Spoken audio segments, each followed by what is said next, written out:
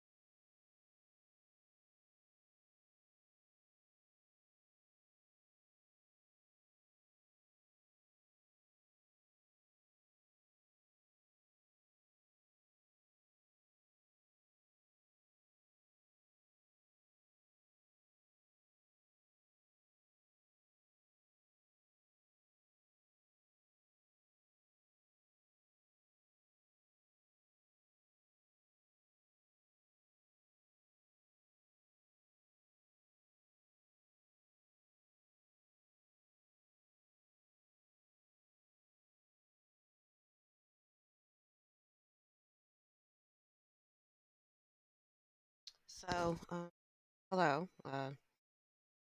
Today, I am clearly not playing in parts, as you can see.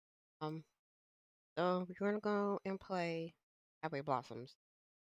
Mostly because I was supposed to go somewhere today, so that's why I canceled the Kingdom Hearts stream. But I didn't turn out the way I wanted it to because of Tropical Storm Ian. So, um, let's go back to watching this visual novel. Okay. Should, should I read? I don't know. They talk a lot in this. Oh, I mean, welcome. I should probably say who I am. Petapod. Streaming. Oh wow.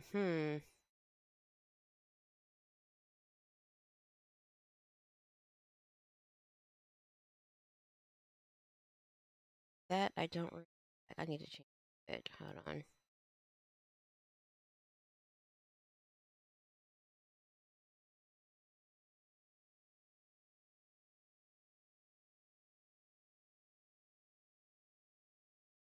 That's a bit better.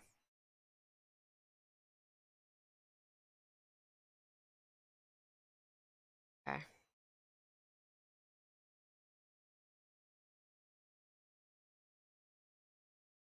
Well,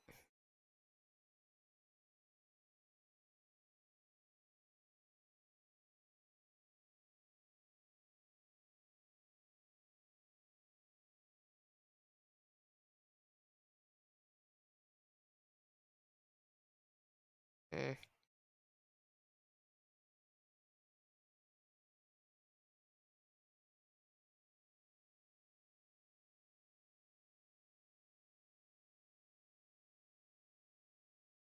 I guess that's gonna work for now. Okay.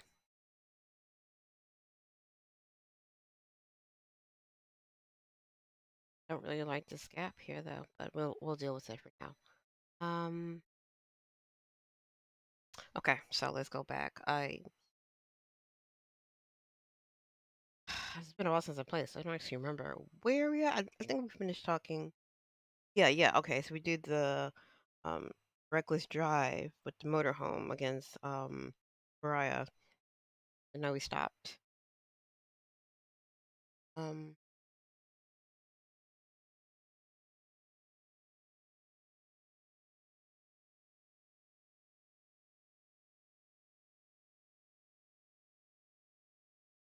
Okay. Solid ground feels foreign after the rocketing motorhome. This must be what it feels like to return home. Wait, to return from a voyage at sea. I think you.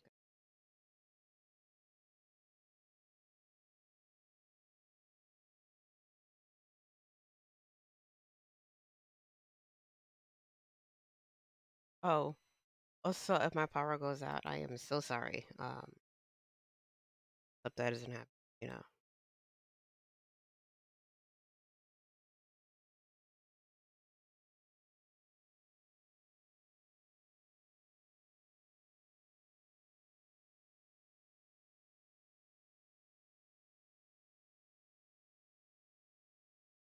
But yeah, okay. Marina, the landlubber, doesn't seem to be having any trouble now that we're not barreling along the highway. Spring in her step has returned, and I worry that she's going to bang the metal detector against the ground as she half walks, half skips. Some of the other people watch us go, but no one follows us or says anything. They probably assume we're just next the line of failures. Line which was well, word. Okay, not used to talking anymore. A line which must be pretty long, given how much trash and misplaced earth there is around here. Pangs of guilt remind me yet again of the broken brick at Camden to Shelley, and I make my umpteenth resolution to be more careful. Just ahead, Marina's come to a stop. Head, head tilted back. I can tell she's admiring balance rock. Certainly an impressive view. Someday I'd like to take her back to all these places we've gone, but without the pressure of the treasure hunt rushing us. Just take it in sights. I slow my s- I slow my steps down a little so I can keep watching her from behind. Maybe sensing me, she spins around in waves. Hurry up! Oh, maybe also look to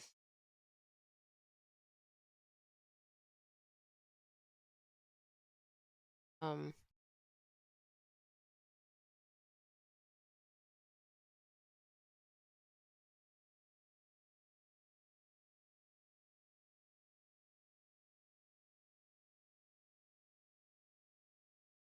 yeah, okay.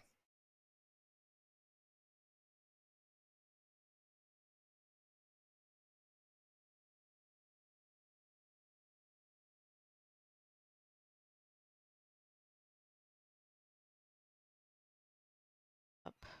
Maybe unseen text. I haven't made a choice yet. Yelling even though I'm close enough to hear her normal volume level. I pick up the pace once more. So where was Chip? Over there, to the right.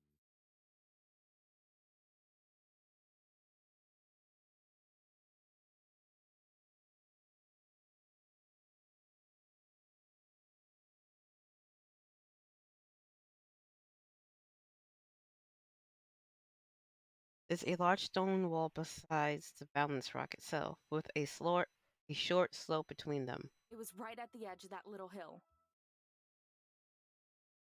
So where that pile of rocks is now?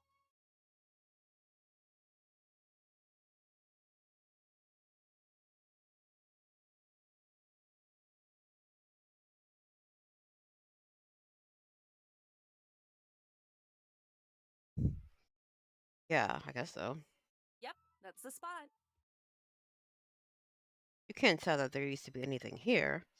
I've seen pictures the atlases Gramps kept around, or in the history books you like to read. Compared to Balance Rock, tip of the old block looked tiny, but it was actually a decent size.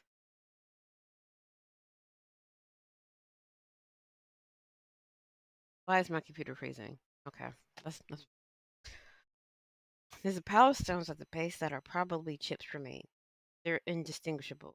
The rest of the red rocks, though, some are as big as my head, or bigger.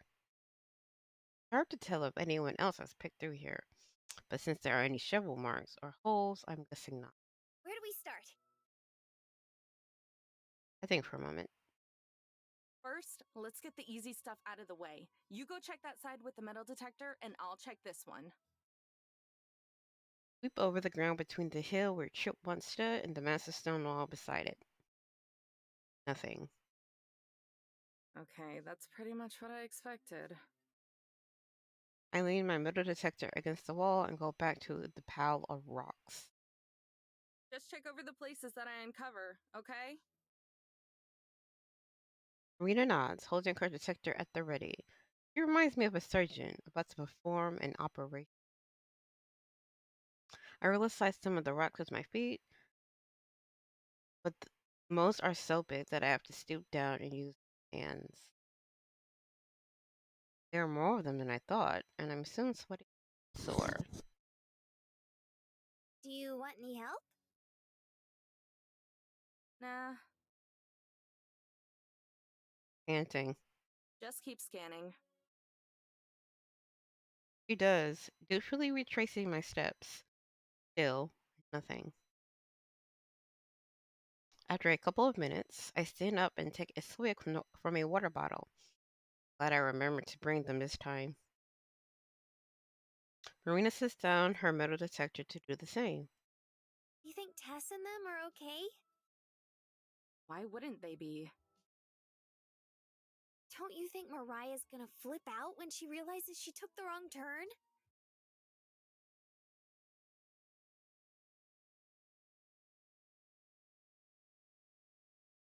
I don't understand why this thing is going so slow. Probably. That's her fault, though. She's so petty about Mariah. Not like you would have let her go down this side of the road. Hey, I did what I had to do. Uh-huh. But you're never going to do that again, okay?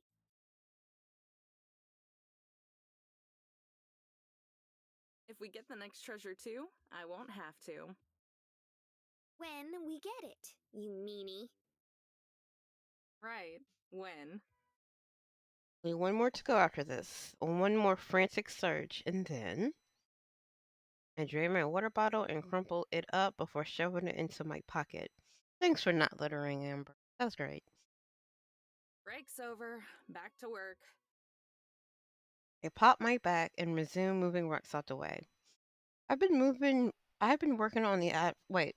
I've been working from the outer edge of the rock pile inward, since they're more concentrated in the center. Like a shadow, Marina continues to stick to me, going where I go. Nearly 10 minutes of uninterrupted shuffling pass. By now, I'm expecting Mariah to have caught up or get here soon. But she never arrives. She just gave up. Although, not with Mariah. That's just wishful thinking. I've just finished moving a torso-sized rock when it happens. The metal detector begins to chirp, bright and earnest. Rena and I exchange a look, and I nod. I'll get the shovel!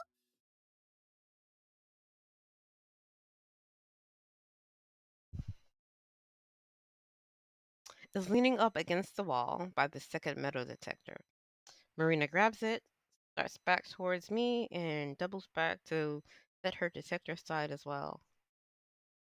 I move to take the shovel from her, but she holds it away, shaking her head. Nuh-uh. You moved all the rocks. Yeah, but I. He frowns at me, and I can tell this is an argument I won't win. Okay, okay. Be careful, though. Don't throw out your shoulder. I know what I'm doing. And she stabs the ground like she's wielding a salad fork. It bounces off with a jolt. You need to go at it with more of an angle, like you're trying to slide it into the ground. I move behind her and adjust her arms a little. Her shoulders are damp with sweat, though I am drenched with it. She tenses up when I first touch her, but relaxes almost immediately. It's enough to make me self-conscious, though, and I take a quick step back. Sorry. I'm mumbling.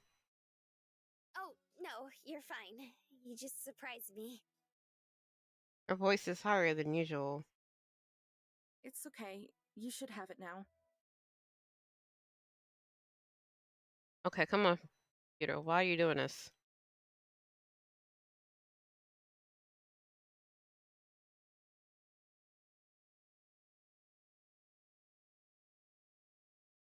Nodding, Marina jabs at the ground again. She scoops up a little bit of dirt and dumps it aside. Watching her dig is painful. Either the ground is hard or she's not strong enough to make fast progress. Marina digs a hole like I do. It's relatable. I cannot dig a hole to save my life. Even when the ground is like super soft. Always comical to watch, but not comical while I'm doing it. Whatever the reason, it's slow going. But she refuses my repeated offer to take over, so with my hands on my hips, I watch as the holes very slowly gets deeper. She's reached a depth of maybe a foot or so when the shovel thumps against something that isn't dirt. Her eyes instantly meet. I stoop down and brush a little bit of dirt away from the shovel blade.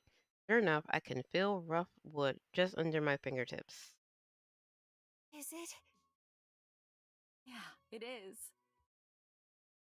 Now she forces the shovel towards me. I don't want to mess it up. Okay. Look out.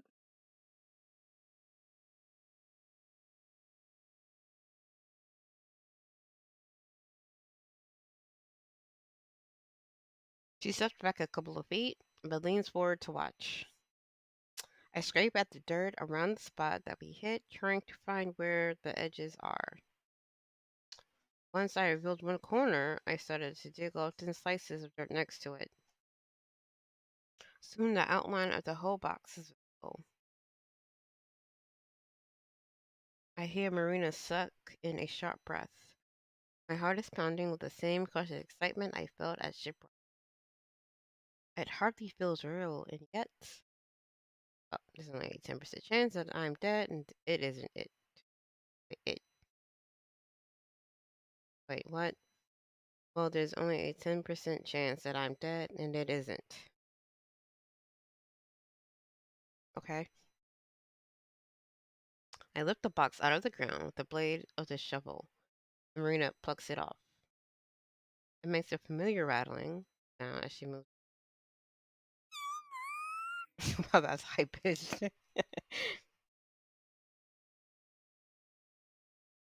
But I hold up a dirty finger to my lips. Ill.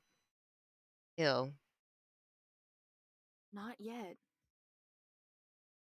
Looking back towards the parking lot, I can't tell if anyone has seen us dig and find the treasure. Don't say anything until we get back to the car.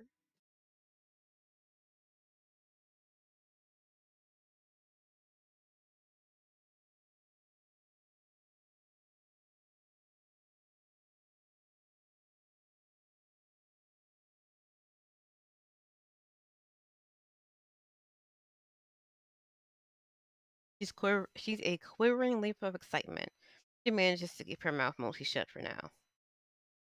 Not before his now and excited, Amber!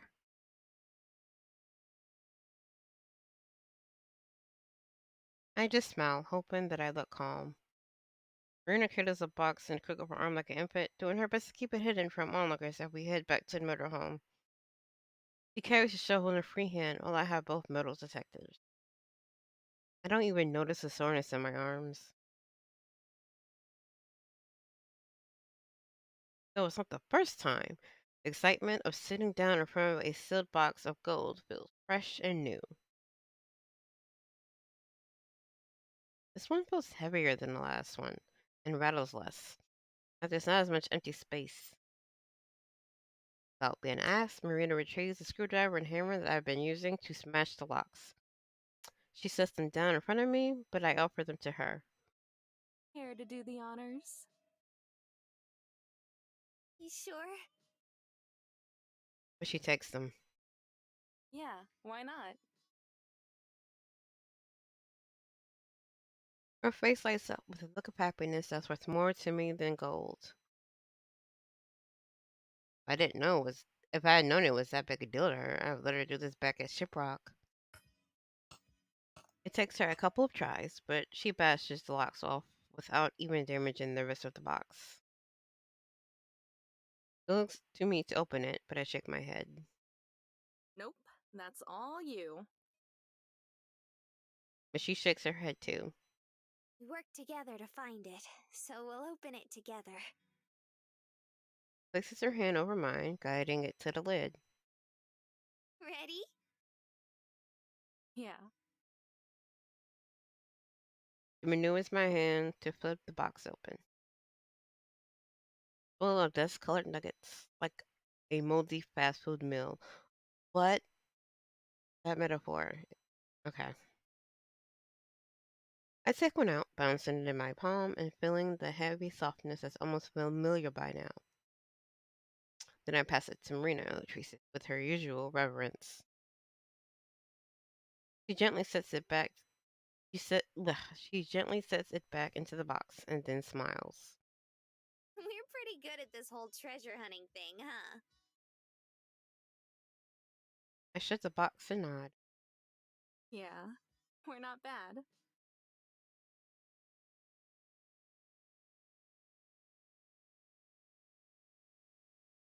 Even when the box is closed, it radiates a heavy aura. And that's almost intimidating whenever I come near it. I place it in the drawer and seal it away, sigh a relief following. 2 down, 1 to go. Oh, there's only one more piece left? I think so. There's only some experts writing about historical relevance after the next entry.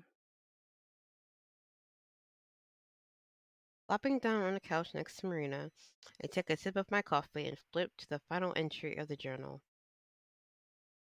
Marina glosses over the page, a hazy look forming in her eyes as she soaks it in. I can't believe it's almost over.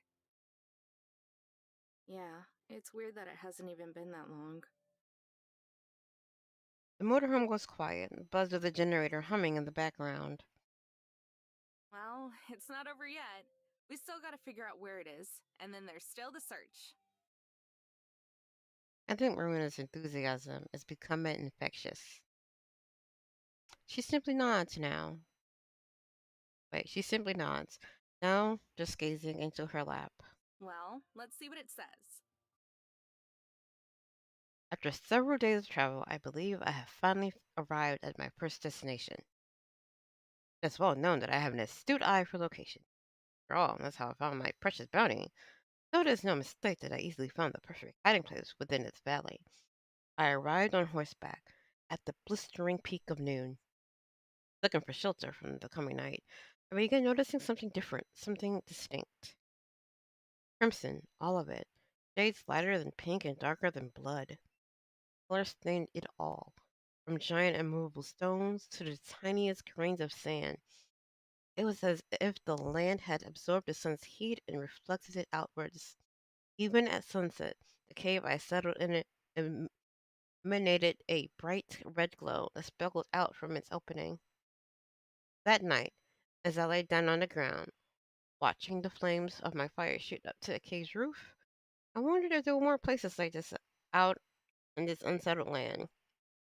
During my travels on the trail, I was too preoccupied with preparations to observe the world around me. But now that I have achieved success, maybe I shall. It would be a shame if my superb observational skills went to waste. He was so full of himself.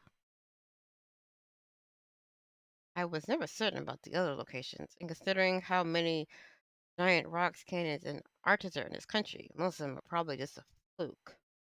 But this is unmistakable.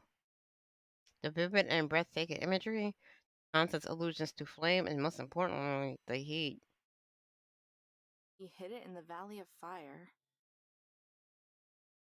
Marina snaps back to attention, my conviction pulling her back from Marina land. Are you sure? Positive. There's no other place it could be. Oh, You might as well have shot down my momentum with the elephant gun. Oh, that's all? yep. No.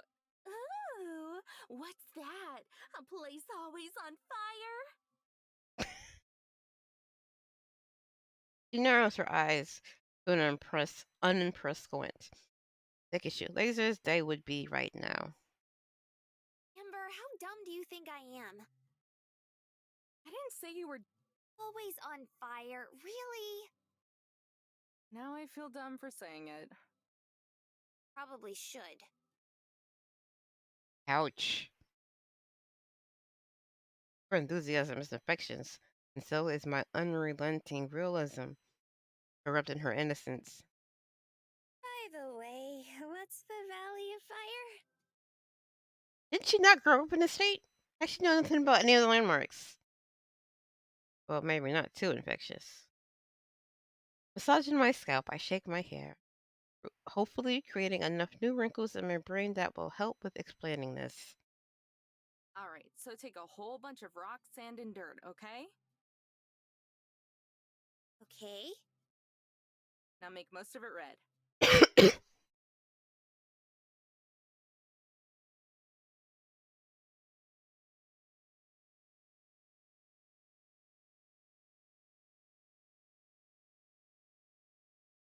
Come on.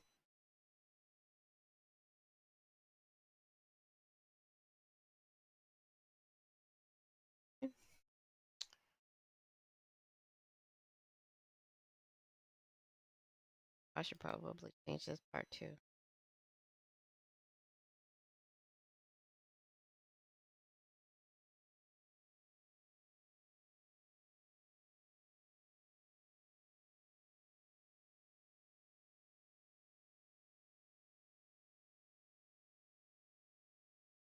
Um, yeah.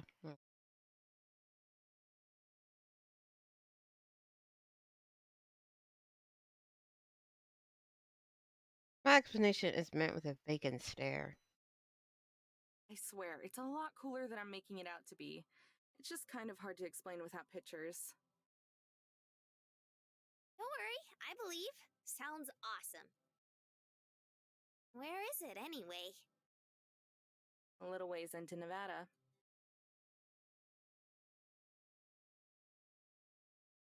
Nevada?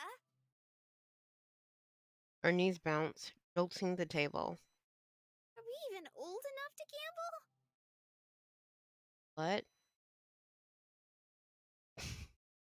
There's more in Nevada than Vegas, dummy.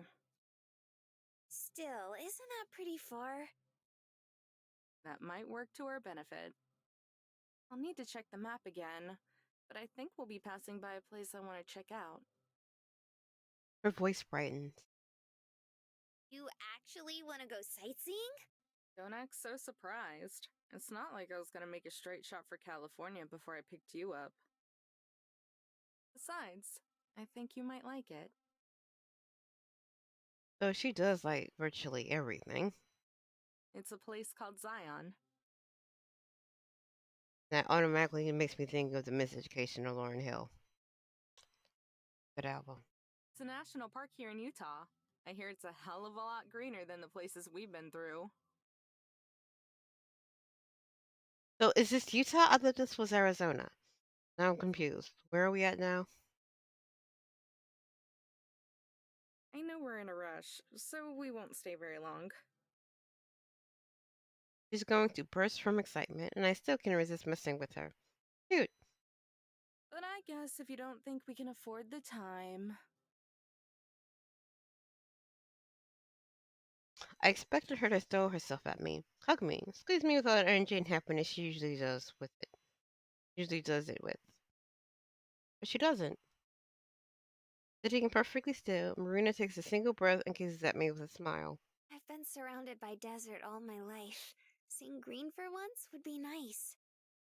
I'd love to go with you, Amber. An unsettling hollowness expands in my chest. I realize I don't actually know how to deal with a serious Marina. Oh, all right then. She doesn't answer. Eyes closed, arms folded in her laps, empty, cooperative smile more forced than ever.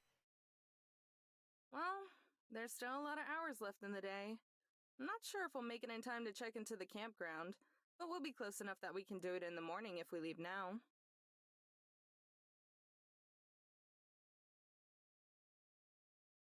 Marina nods. We scooch out of we scooch out of the booth and walk the 10 awkward steps to our seats. Strapping ourselves in, I switched on the ignition, the RV snorting into being. I reach for the cassette player and look at Marina, already lost in her thoughts as she stares out the window. I don't have the heart. No. I don't have the courage to snap her out of it this time. Sighing, I bring my hand back.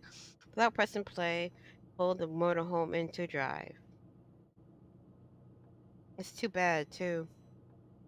I think I'm really starting to like Marina's hugs.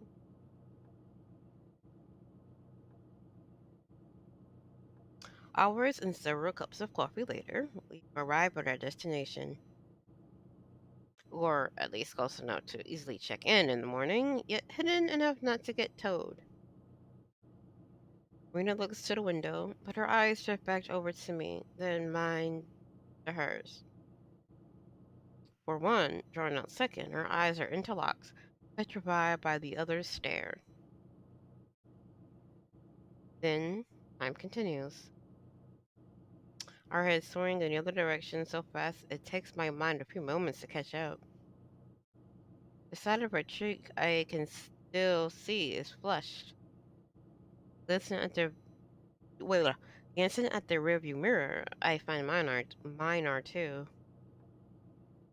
I grip the steering wheel, then cautiously, without turning my head, look back to Marina.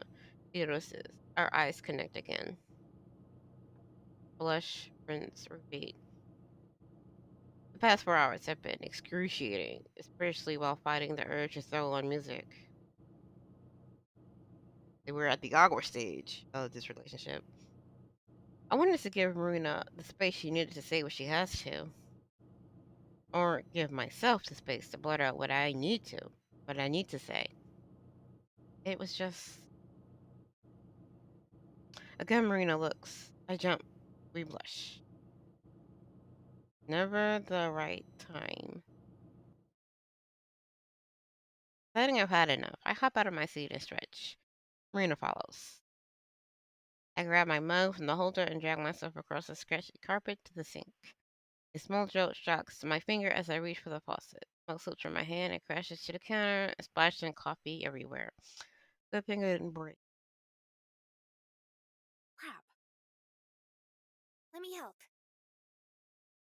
Marina springs over and reaches for a kitchen rag, but I swat her hand and grab it just as she does. Don't worry. Now we're forced to look directly at each other, but there's no blushing this time. I nod and pull away the rag as her fingers slide down the fabric. I got this. She stares down at the counter, the spilled coffee trickling onto the floor with a steady drip. Oh, Without another word, not without another word, she slouches back to the couch. If you give me a sec, I can set up the bed. Bed frame, the metal bed frame slams down with a loud clank that vibrates underneath my feet, followed by the couch cushion swinging past me, landing on the other side of the motorhome. Or yeah. Damn it. Whatever, I'll deal with this in the morning. I tossed the rag into the sink and head to my room, hesitating in front of the slider. Please don't let it end like this. Amber. There's a pause. Several times I hear small gasps like she's about to speak, but they all just melt into sighs. Good night. Night. My hand balls into a fist. My fingernails clawing deep into my skin. I step into the room and shut the slider behind me, immediately throwing my face into the pillow.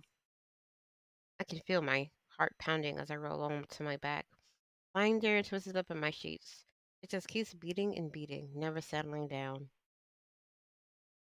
Managing to lift myself up on my elbows, I look at the picture next to the slider, the one with the vinyl sleeve. I still remember how his hand felt against my head, bony joints of his fingers to how their calluses massaged my scalp. Such a breezy old man. It's amazing to think just how strong and confident his love was. I let my head fall back against the bed, rest my forearm over my face.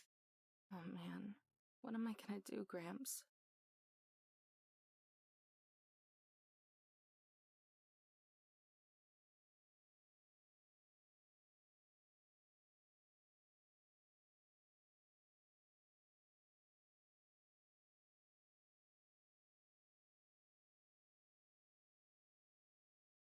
A brisk wind curls around me as I step out into the patch of dirt that can barely be called a parking lot, and a place that can barely be called a campground. Misty curtains have settled over the nearby hills and mountains, and small specks of leftover morning dew occasionally drip on me from above. Wait, the small specks of leftover morning dew occasionally drip on me from above. Bending down, I drop my backpack and pull on the tongue of my sort of new hiking boots. A little big, but they'll work. Considering these came from the stashes of supplies we bought from Mariah, New Mexico, feet must be big, freaking huge. All set? Renette stood behind me, frowning at her own Velcro strap boots. Just about. These boots are pretty big, though. You think so? They feel a bit snug to me. Eesh, never mind about Mariah. Hey, forget about the treasure. Let's just dress you up as Bigfoot and turn you in for a cash reward.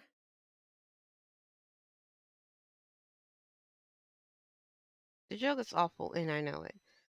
Still, Marina plays along, sticking her tongue out in a half playful manner before she forces a tired smile. The whole time, she doesn't make eye contact. So much for lightening the mood. Last night's sudden tension is still present, even though we try to ignore it or pretend it isn't there. Both know it. We both can't look at each other directly. Our conversations feel awkward and stilted. But we pretend everything is normal while we try to put on our best performances and reenact our usual routine. Okay, so that's been like what? Maybe 4 days? How I have a usual routine already? So, how long is the hike? The brochure said about 90 minutes each way. Might take even longer in this weather.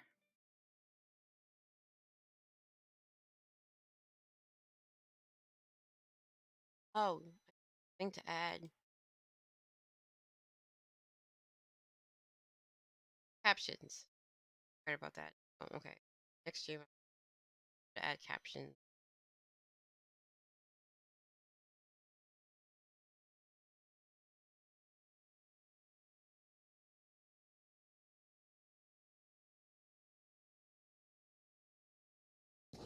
Oh, yeah, okay, sure, you said that. Oh, I can feel the gulf between us. It's like yet another canyon, except I don't know how to cross this one. the picture in the brochure was super pretty. Angel's Landing, right? Now it's her turn to try and lighten the mood. Hate how we're both too afraid just to address the issue. I'm just as guilty as she is. I sigh and play along as best I can. Yeah, it's nice. It's supposed to be the most scenic view in Zion. That's what Gramps told me anyway. Pike was one of his favorites. That the view was so lush, that there was so many trees and plants, that he discovered several new shades of green up there. It was one of the spots that he was most looking forward to visiting me. I glanced back up mountain. I glanced back up at the mountains. Mist doesn't look like it will clear anytime soon. In fact, it seems to be swallowing up more of the landscape. Got Marina's attention too. She stares up as if she's out picking out specific details in the fog. While she's distracted, I let my gaze rove over her again, guiltily like I'm sneaking glances, but I don't care. I'm mirroring the sweep of her shoulders into her collarbone, the rest of her curves of her body. I let myself examine her like I did when we first met, and like I've been consciously abstaining from. Then her over it like it doesn't matter if she catches me anymore. Doesn't though. Might as well have been invisible to her right now while she studies the mountain tops. I wanted her to pay attention to me. She's wearing her usual boutique brand clothes. Their cute friendliness is just as perfect as ever for Marina, but they clash with the clunkiness of the ugly brown boots. Oh wait, does she have like an extra change of clothes? And just the sprites are the same because changing the clothes and sprites would probably be a lot of artwork. I don't know. You sure you want to wear that? They might just get in the way. She gasped, almost offended by the suggestion that she wear anything else. But my skirt is so comfy. Aren't you supposed to wear comfy clothes on hikes? Besides, with a name like Angel's Landing, it has to be pretty relaxing. She gives me a big, honest smile, tipping her head to the hills. It's the first real smile I've seen from her all day. So, what are we waiting for? Let's go. I melt, letting her skewed reasoning fall to the wayside just as warm fuzzies and a goopy grin tickle of my dour mood. Just for a moment. All right, but no whining if they end up being a problem.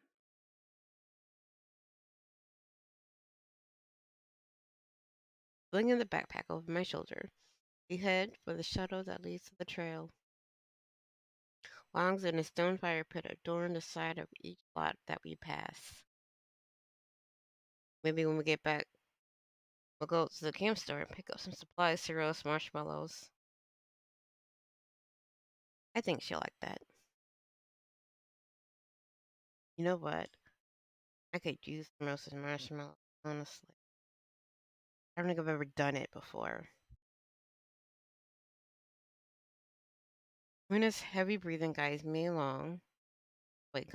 as we slog our way uphill. The previous light mist having now morphed into a thick and dreary fog. I'm thinking the real reason I'm having such a hard time reading this is because I'm a fast reader. My brain automatically fills in words that seems like it would make sense, even though it's not necessarily words that's on screen. And it's just disconnect is a lot. I cling to the chain railing as I stumble my way up to the trailer rocks, the only protection from the sheer drop off besides us. Although it takes us one slip for me to take a nosedive into the valley below, I wouldn't even see it coming. Turns out the fluffy and enticing name, Angel's Landing, doesn't come with the relaxing stroll Marina was hoping for. This feels more like a ghastly death march. My sweat-drenched legs feel like pudding under the anchor that is a measly 5 foot a 5-pound backpack. No one else on the shuttle even bothered to attempt the hike alongside us. I attempt to form words between pain breaths, feeling like a rock is being smashed into my lungs with each step. We should turn back. Must be the Be Not Afraid angels, not a fluffy ones that they're talking about. Also, angels are like no joke. Can't see Jack. It's not safe up here. What? She sounds like she's doing as about as well as me, echoing the same lung puncturing gasps. But we're so close. So close to what? There's no way we're not almost there. We stop, collapsing against our knees as we try to catch our breaths. I'm wondering if there else is a really high atmosphere along with the mist. I don't actually know much about Bada or Utah. Um, and if there's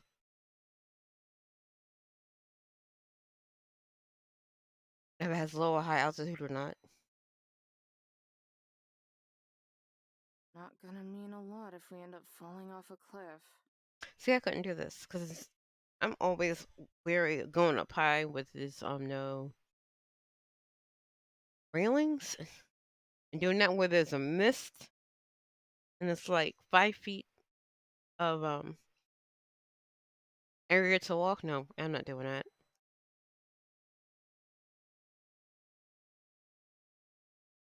I thought you were the one who wanted to do this so bad.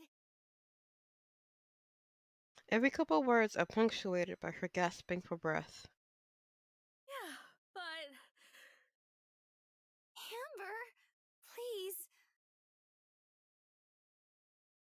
Let's keep going. Her voice is a whimper, fragile and meek. I fold. okay. Marina has a way of making me shut up when she wants to, whether she knows it or not. Today, it doesn't make a difference. I'm not gonna be the one who makes things worse. She's wrong about one thing, though. I wasn't the one who wanted to hike up here.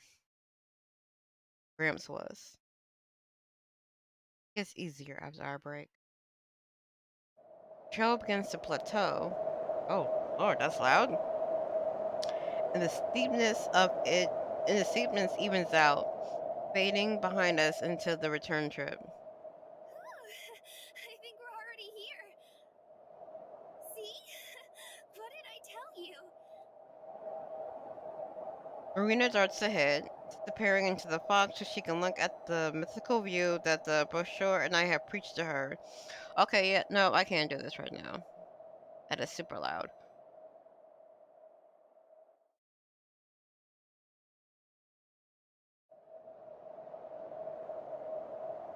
Oh.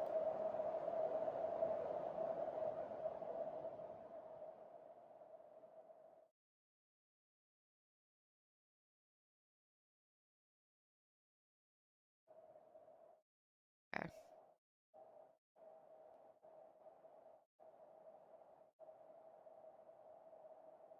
But if my suspicions are right, this weather and the view aren't going to be very compatible.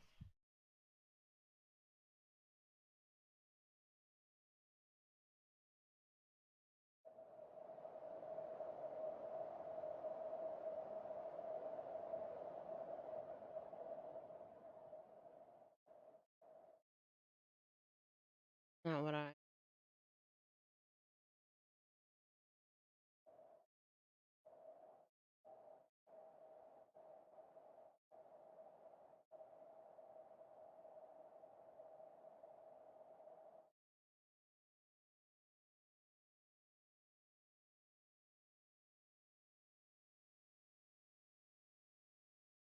Okay. Following behind, I step out of the cloudy murk and into an area that offers only slightly more visibility.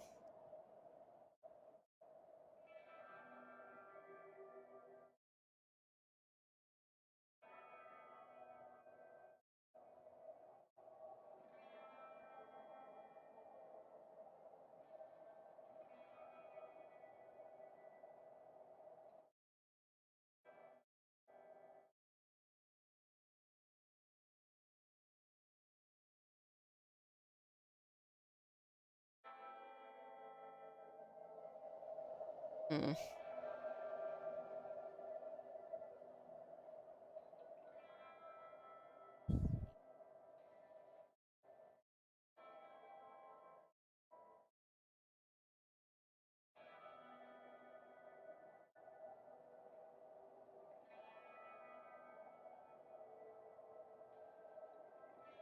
Okay. Marina stands still in the center of the cliff, her hand clutched to her heart. What should have been a bird's eye view of Zion is nothing but a sea of fog. The lush greenery and full valleys are invisible. Only a few overgrown bushes and some rocky points peek out above the clouds. I was expecting it, but the sight itself is really numbing. Hollowness in my stomach, the one I've gotten so used to feeling, rears itself once again, only intensified by Rena's silence, an expression shrouded by her bangs as she tilts her head down. Sorry. Gently, she shakes her head. Don't worry about it. It's not your fault. You tried to warn me. Marina. I don't know what to say. I'm disappointed too.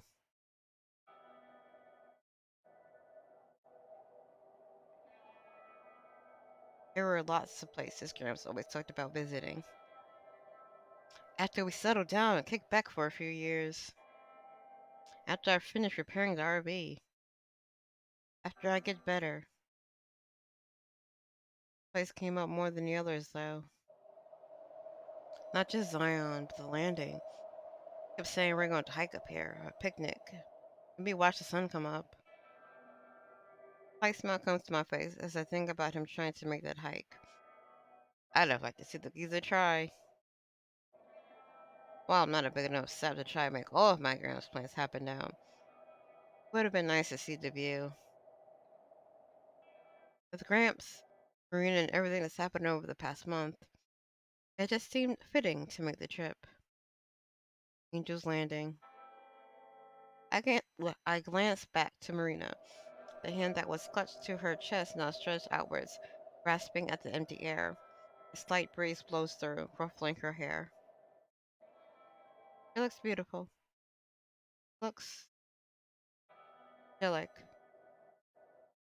I didn't go to church much as a kid, but she looks like someone I see on a stained glass window, right next to a rendition of Calvary or Skull Hill. It's frustrating, having to come this far for nothing. But is it because of the fog? The Gramps? Because of Marina? My teeth grit grinding against each other under what feels like an unimaginable weight. Come on, let's go. I turn around and begin down the slope. Nothing else worth seeing up here. Marina doesn't follow. No spirited footsteps trailing behind me. No speeding bullets blazing ahead. Marina, we're going. It comes out with more bite than I intended, but I don't care. I just want to get out of here now. Marina is hesitant to answer, but eventually manages to spit out, sounding more like a question than an actual statement. I don't want to. What? I don't want to leave. Not yet, anyway. Annoyed, I turn back to her for an explanation, only to be greeted by a pleading look instead. I'm used to it by now. I know I am.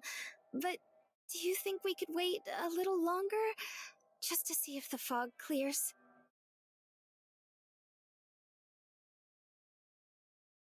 I don't know what it is. I respond with a blank stare. Like she's not even talking to me. Don't be stupid. I start back down the hill, not bothering to wait for Marina this time. It's past noon. If it hasn't cleared by now, then it's not going to anytime soon. So much for not making things worse.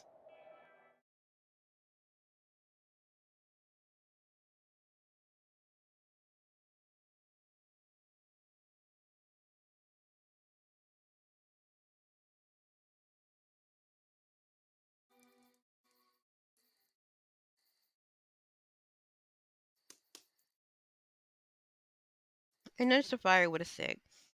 Doesn't do any good though, as the logs just tumble on top of each other, smoldering the already pitiful flame.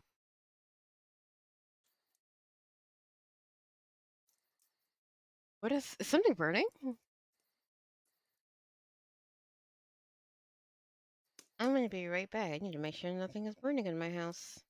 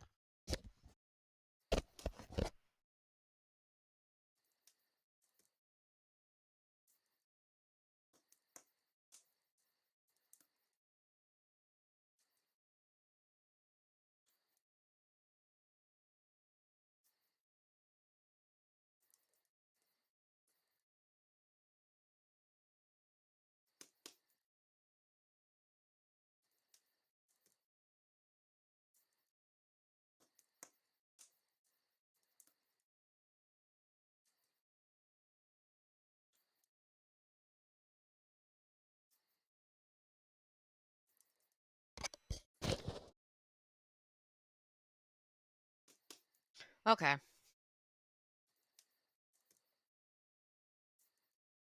So that burning smell turned out was the heat being on since that's been on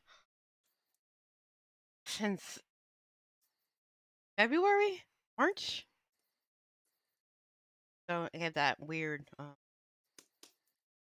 burning smell. I also got something to drink and eat. So let's get back to it.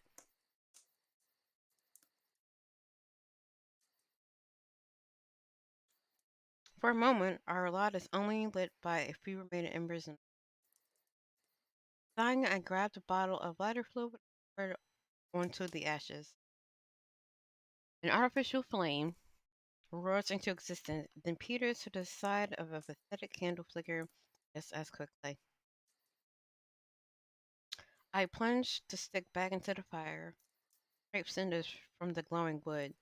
Eventually, a flame catches on a charred log, grows until the pit is blazing once again.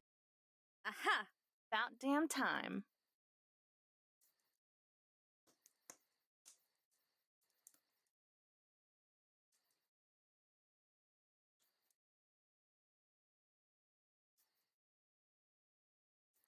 I should not have taken a bite of a peanut butter and honey. That was not wise.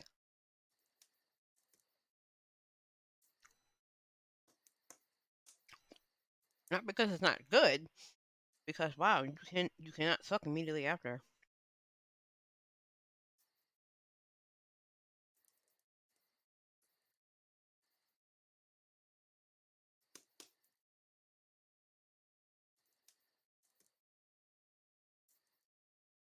I'll be right back. Let me finish this up.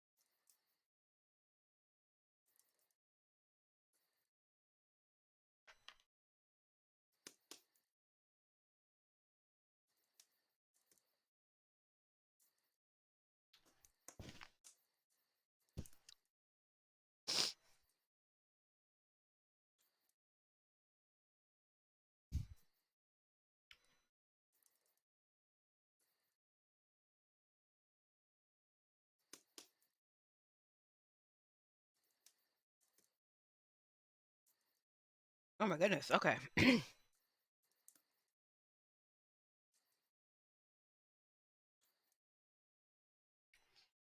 The joy is exclusive to me, however, as Marina stays silent, staring into the fire. Want another s'more? She bounces back to life. Oh my god, yes, please. She catches herself and switches back to brood. I mean, sure, I guess. Roll my eyes, but I can't help smiling on them.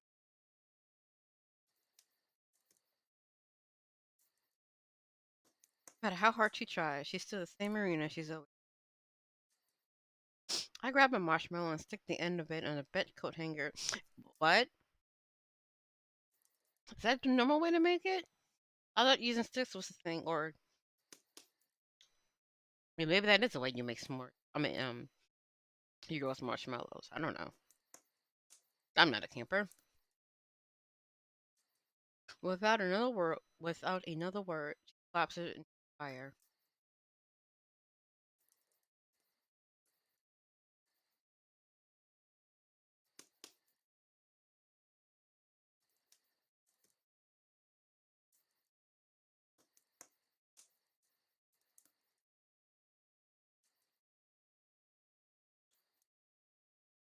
Meanwhile, my eyes are drawn to the neglected bag of hot dogs lying behind chocolate, the graham crackers, unopened and ignored. I've never had fire roasted hot dog.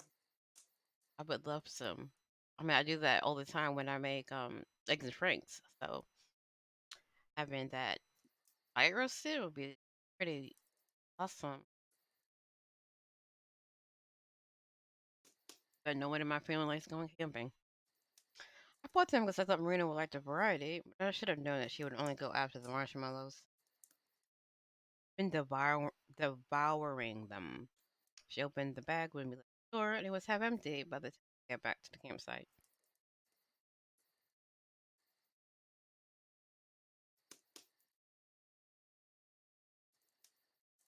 He clung to the bag like a security blanket the whole way. Miracle, there weren't any left. Shaken, I took one of the hot dogs out of the bag and impaled it on my coat hanger, and then put it on the fire next to Marina's. Even when we're this close to each other, there's still an air of tension, one that's pervaded since we left Arches.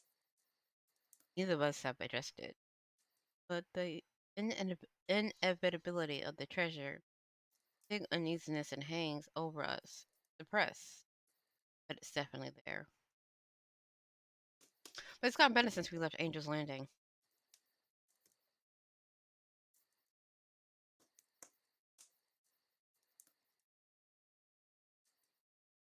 Thanks for a peace offering of sorts, I guess. Although I was pleasantly surprised that she sat so close to me, even with the other dogs around the fireplace. I fixed my gaze on the flames. The dog is slimy, painful condensation that drips into the ashes.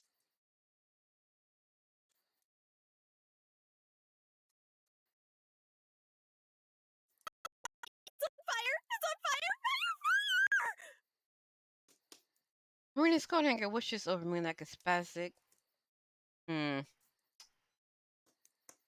probably should that one. Comet. Marshmallow now, a smoldering ball of inferno. Here, give it to me! But it's on fire, Amber! Fire! I can see that. Just give it!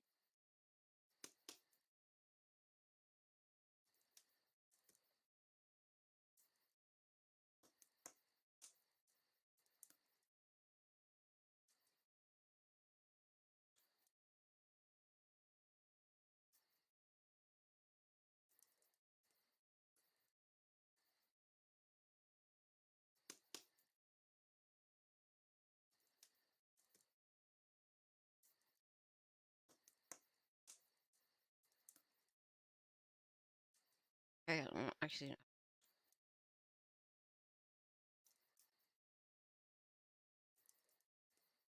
she panics, squirming as her precious marshmallow burns before her very eyes. Alright, just don't hurt yourself, please.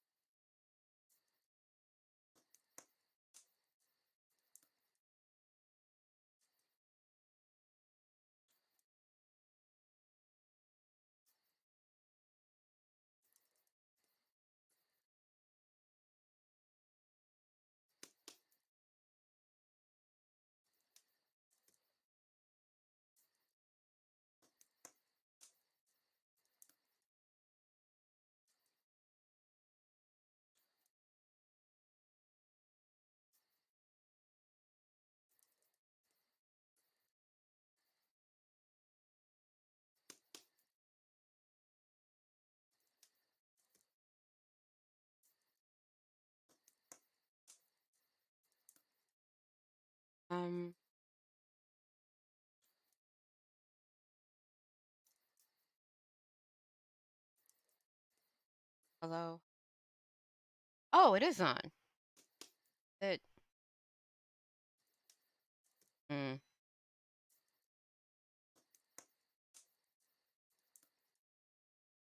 Bad.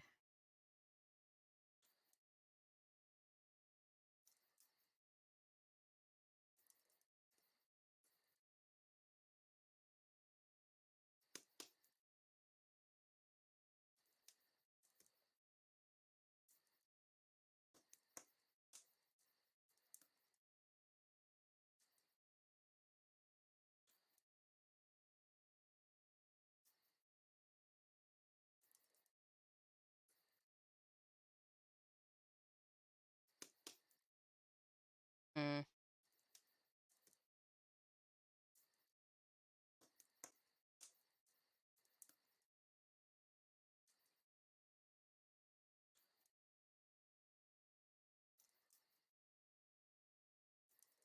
No, that's not working.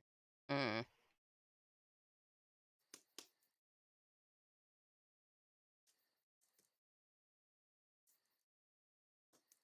I'm gonna have to play around with it another day.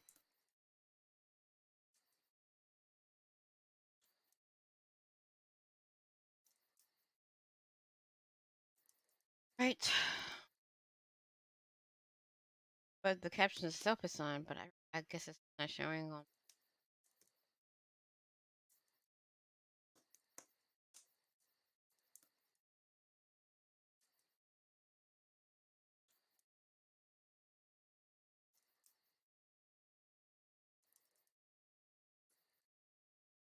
Okay, well,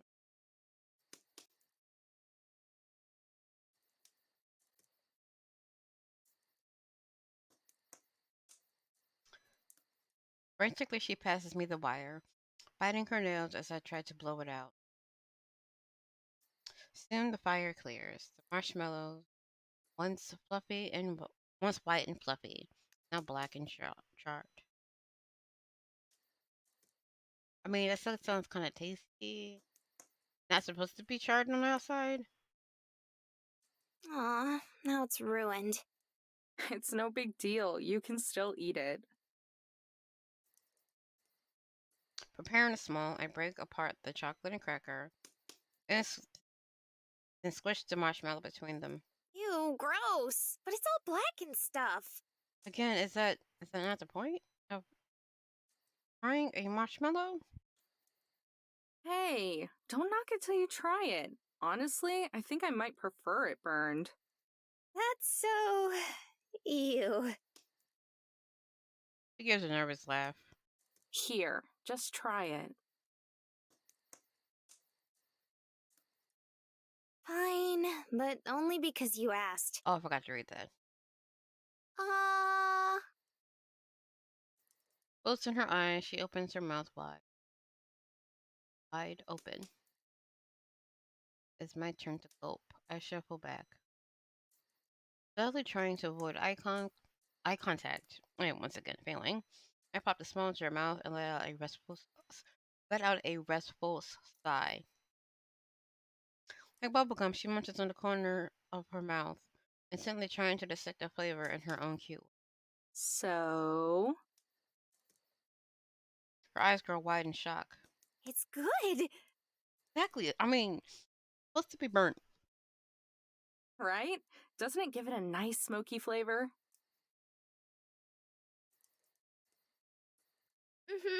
It's a little bitter at first, but the marshmallow gets really crunchy. So good.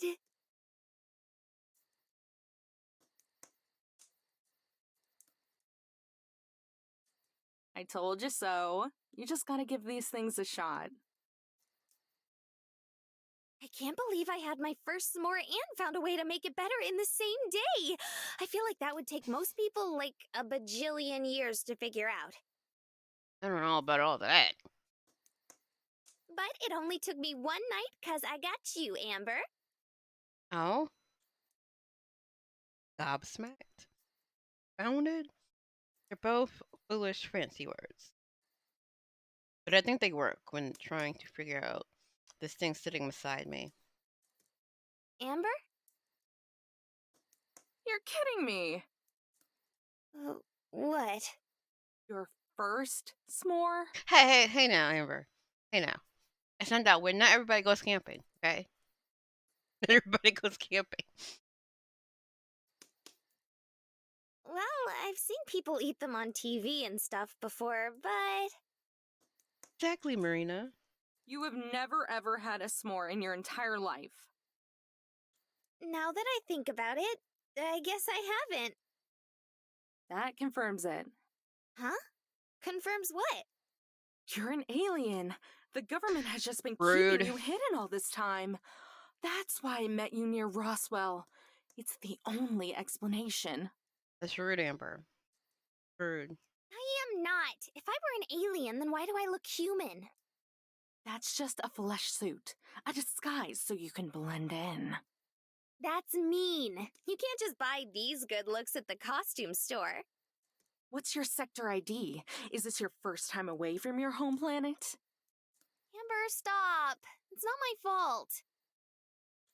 Her face puffs out, and I have to resist the urge to poke it and deflate it. If I don't quit, she may actually start pouting. I'm sorry, I'll stop. I'm tempted to squeeze one more joke out, but decide against it as I try to hold back a snicker under my breath. I think I like you better when you're serious.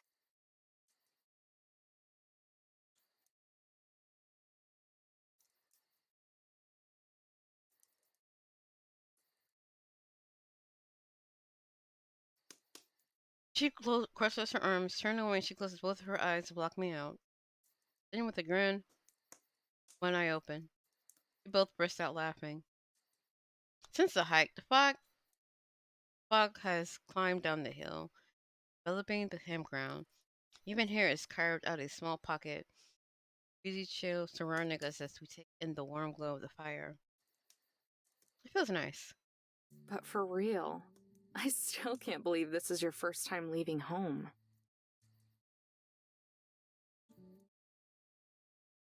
She settles down a bit and places her hands in her lap. Teetering side to side, she looks towards the sky. Looks to the sky, not toward. Again, I am feeling words that make sense in my brain instead of just reading on the screen.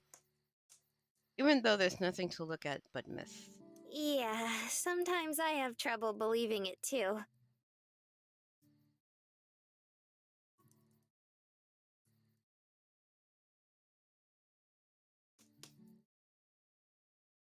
Since there's so many of us, I guess Mom and Dad could never afford to take us anywhere. Ain't that real?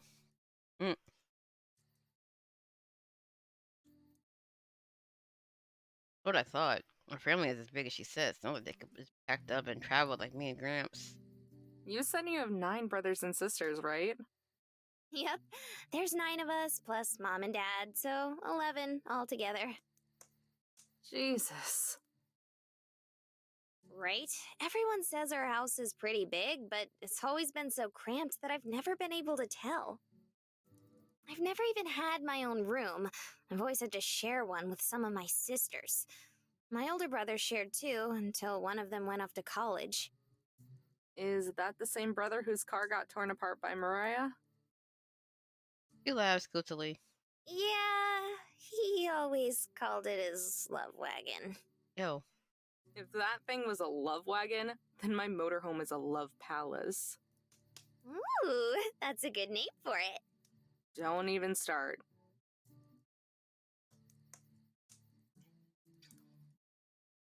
Anyway, he said he wanted to get a new one when he got to Salt Lake City, so I don't think he'll be too angry.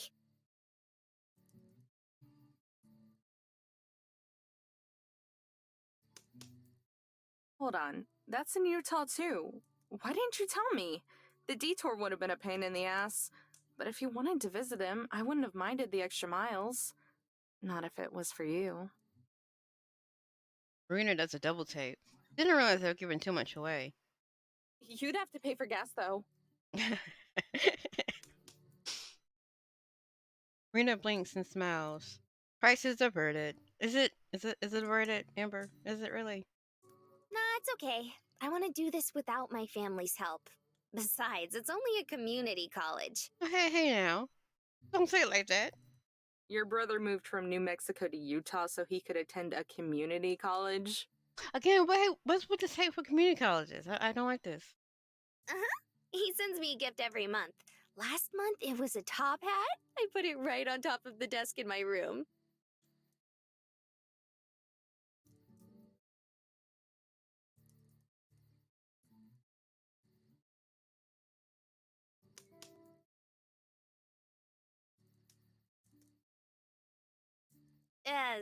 Mine and my sister's room, I mean.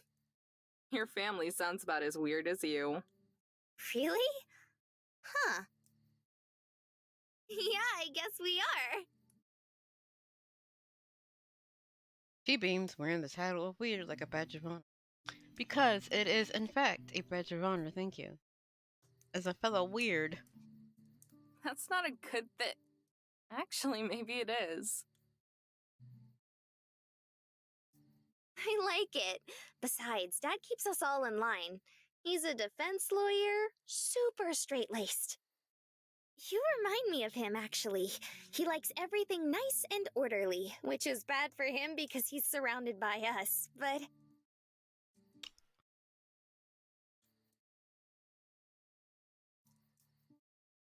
She talks for a long time, chattering and laughing about her family, smile never leaving her face. I almost get lost in it. I almost want to. For the precious minutes that she speaks, break up the tension that shadowed us in arches, and I could believe it was never there. I love that about Marina. When we're wet with rain or humoring truck drivers or racing down the highway, she never hesitates to smile. For her, it's always poised on the brim, waiting to shine through. Accurate snow night, but she trails off only a short time later. Uh, I'm sorry. This must be boring, right? Nah, I can tell you love him a lot. It was always just me and Gramps. So it's sorta interesting to see how other families work.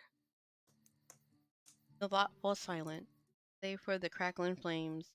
I brace myself for what I know is coming. Hey, Amber? What happened to your mom and dad? I stare into the fire. It pops, casting up delicate embers that fall and vanish into the dirt. I'm sorry. That was too personal. No, it's fine. They're both around, I think. Only met Dad once a long time ago. Me and Ma don't get along very well. Haven't spoken to her since I was 16. Last I heard, she was living in some trailer park in Ohio. Is that why you lived with your grandpa? Sorta.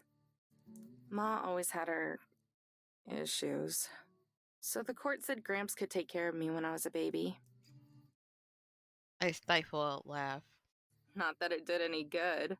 The geezer had the bright idea to haul me around the Midwest and East Coast for half my life. He took care of you all by himself? He must have been amazing.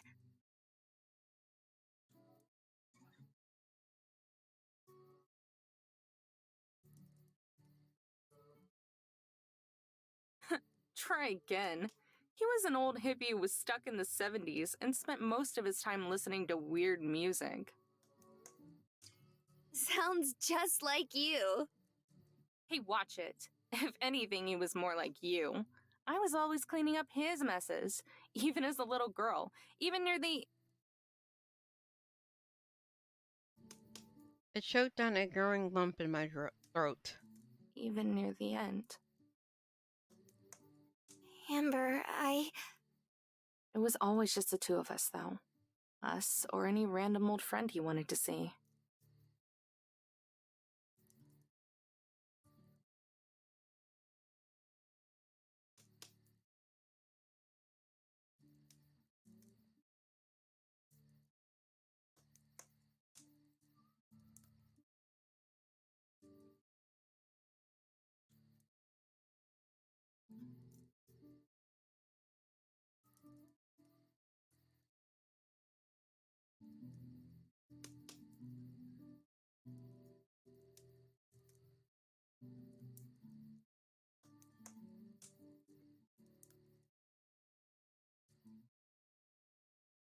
Even when he decided to settle down in Colorado, it was just us.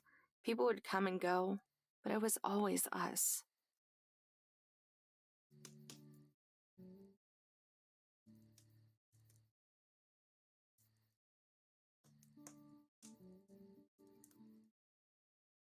And I was there for all of it.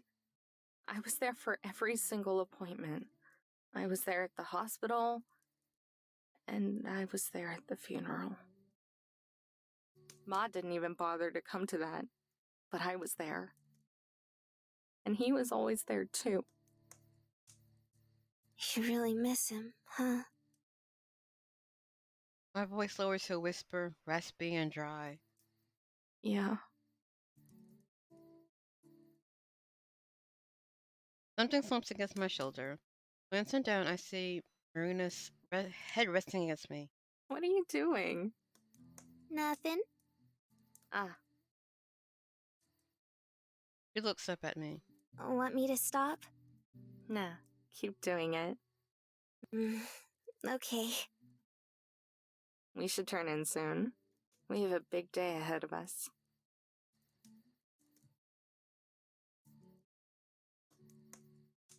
Yeah, maybe. We sit in silence for a little while. Or maybe it's a long time. I can't tell. It's a nice silence, though. A comfortable one. Finally.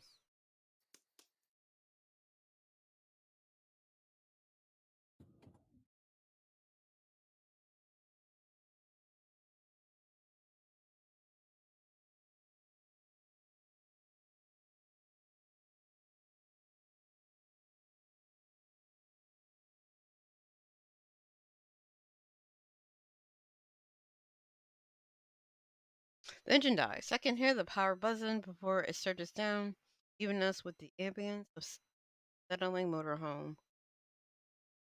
We're here. Not a lot of cars here, huh? Guess the rest of the world just hasn't caught up yet. That won't last for long. Any day now, people will figure out it's here, and an army of would-be treasure hunters will be swarming this place, ruling out the chance to find gold, the last of the gold. There's a fluttering in my chest, and I tighten my grip on the wheel. The end of our adventure. I bet our names have spread across the land and struck fear into the hearts of our rivals, giving them no other choice but to call it quits. Yeah. Or maybe someone already came through and found the treasure. What? Don't say something scary like that. Still wrapped around the wheel, flamy hands start shaking. Marina takes notice, looking over with sympathetic eyes. Hey, She takes her hand and gently places it on top of mine, giving it a reassuring squeeze. I let both fall into my lap. She we're doing this together, okay? The flutters tickled in the inside of my chest until I couldn't help smiling.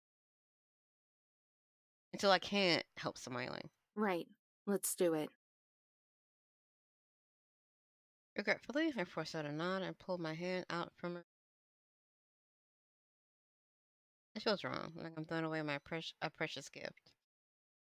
Reaching into a console, I retrieved the journal for maybe the last time.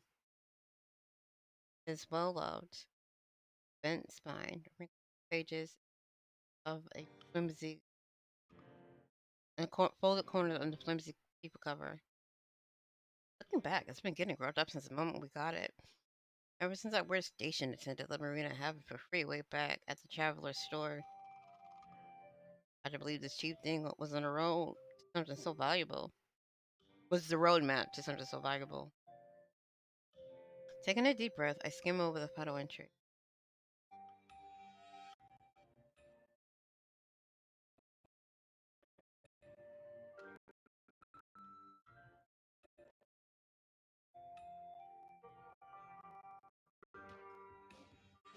After several days of travel, I believe I have finally arrived at my first destination. It is well known that I have an astute eye for location. After all, this is how I found my precious bounty. so it is no mistake that I easily found the perfect hiding place within this valley. I arrived on horseback at the blistering peak of noon, looking for shelter for the coming night. I began noticing something different, something distinct. Crimson, all of it. Shades lighter than pink and darker than blood. The color stained it all. Giant, unmovable stones or the tiniest grains of sand. Right. Right? I already read this. Windstone Arch. It's probably the biggest entry so far, but I can feel it. It has to be there. I slapped the journal shut, lay it to let it rest in the center console right next to all the cassette tapes.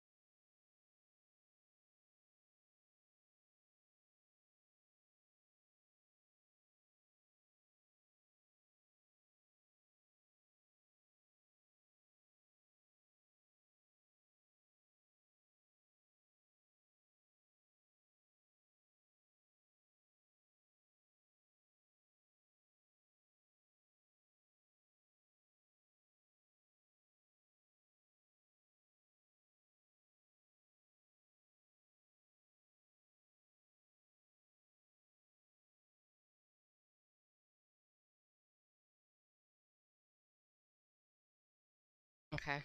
Um,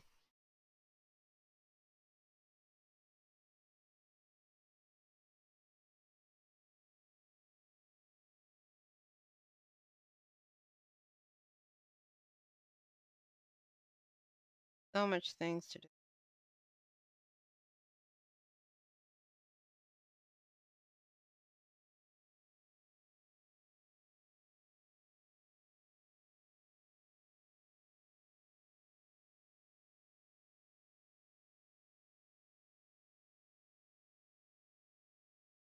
Okay.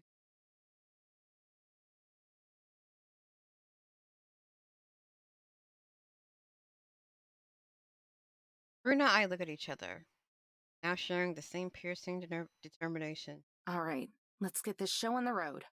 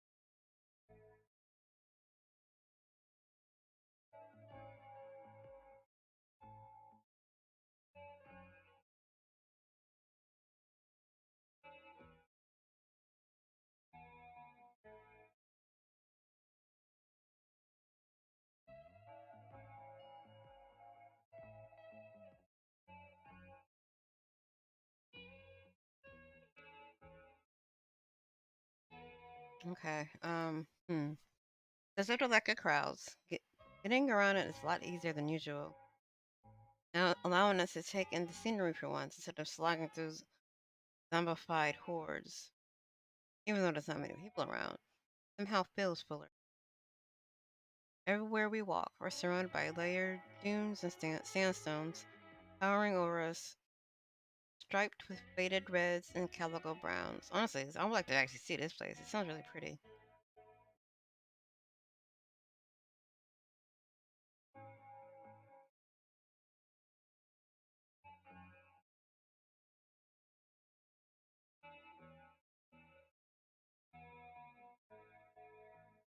So this is basically me trying to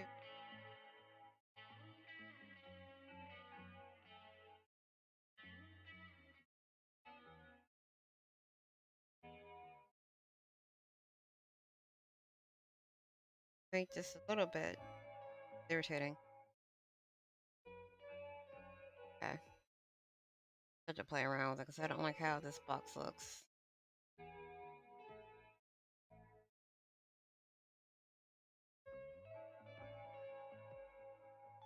You, somehow we eventually do manage to find the Windstone Arch. Unlike the arches back in Utah, it isn't big and majestic.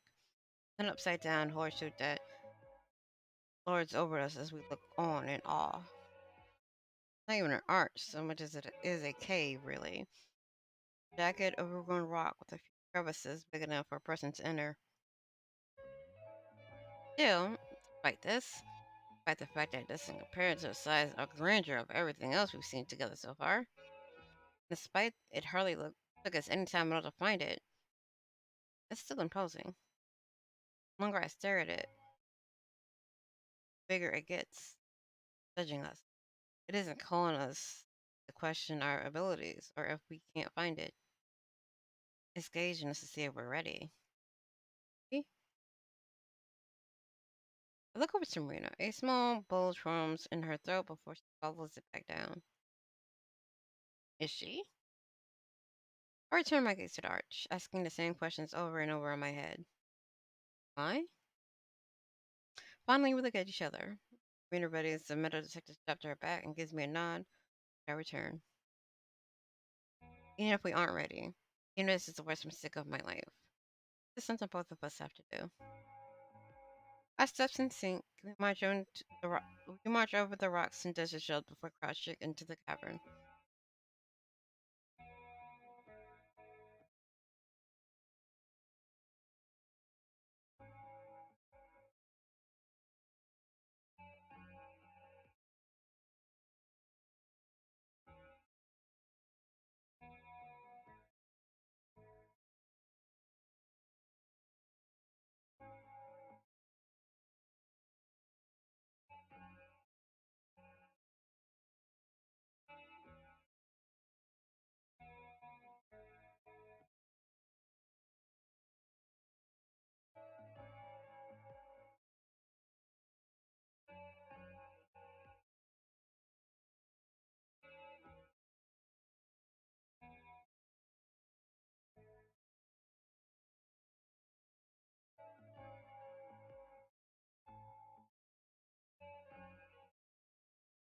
All right, let me.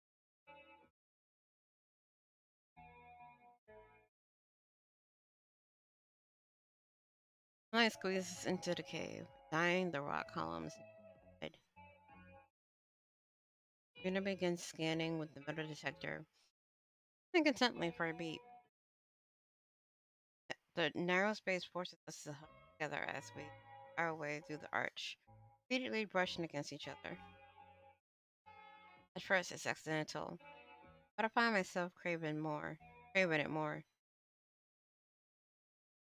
Get closer, feel her, watch as her hair absorbs the brilliant glow of the cave. I'm deprivable of that, though, as her metal detector vibrates in her hand, making a low rumble. She takes up the headphones and points to the wall. There! I avert my gaze, move past her, taking a knee as I slip the bag off my shoulder, out a mandrill pickaxe. Careful not to hit her, I start chiseling away at the rock. Soon the crack in the wall grows, and small pebbles and gravel start flying off. I reposition myself and block Marina from getting hit by any of it. Small portion of her wall crumbles. Yes! I'm not finding it over there, mommy. Mom, I'm doing something.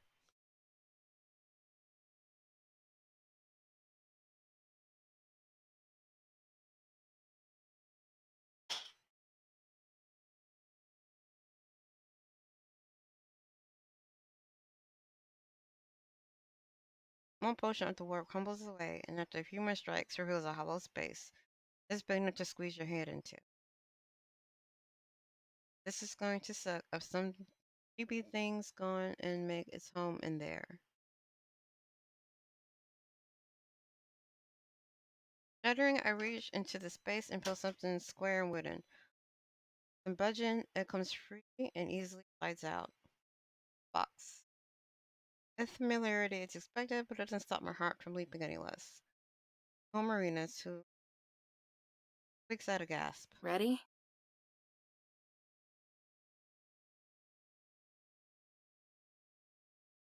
Sometimes she barely knows, unsure what to say. Felt like ripping up her bandage, I swing open the lid before she can give any real answer. Nuggets, a pile of them. Built from top to bottom, almost shaping. That isn't anything new, but this time it feels different. It feels like for the first time reality has finally sunk in, and everything up to now has been a haze. Go to stare at it, how universe of thoughts race through my mind. Then it all comes up blank. What now? I circled more towards myself to Marina. This is the first thing I managed to spit out, and ultimately the most important. Marina doesn't answer at first. Instead just tilts in her head, trying to process the question, but finally she gives a simple no. I saw a sign for a trail on the way over here. Why don't we go hiking? Hiking. I freeze for a second, then laugh under my breath. The more I think about the simplicity behind her words, the more I laugh. So I put her on something like a. Hiking? For real? I keep laughing, struggling to keep it together, even if I start having trouble breathing. Poor Marina isn't in on the joke, though, and within a matter of seconds, her face goes from confusion to concern and pouting. I don't know why you're laughing. I was being serious, you know? Settling down, I wipe a fake tear from my eye, and the occasional chuckle still managing to break through. No, I know you were. Then what's so funny? Nothing, just. I finally regain complete composure and smile at her. Yeah, sure. Let's go hiking. That sounds nice. Can you please keep to the signs? I will. Stop being such a worrywart.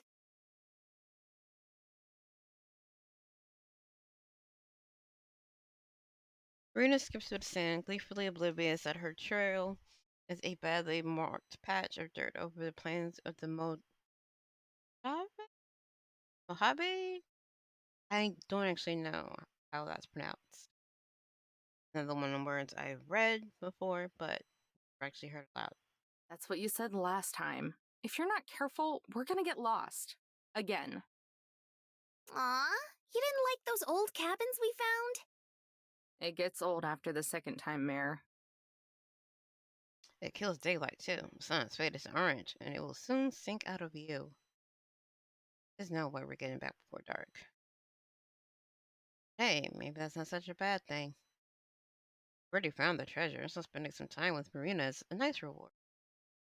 So, about this fire wave thing. And yes, I know it's not an ocean of lava, smarty pants. Damn, running out of material. I mean, it's so cool. Well, it's hot, I guess. But what is it? What's the fire wave?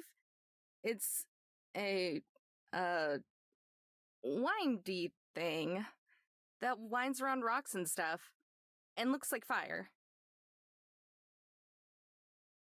See, she says windy, but it also looks like windy. That's one of them words that would trip you up, I think. At least, I think that's what it was. Oh? Devilish grin slings onto Marina's face. She attaches herself to me like Velcro, nudges my shoulders. You don't know what it is either, do you? What? Do so. I don't, Amber. Her grin grows until I force myself to look away. She's not gonna get this satisfaction. I've seen pictures.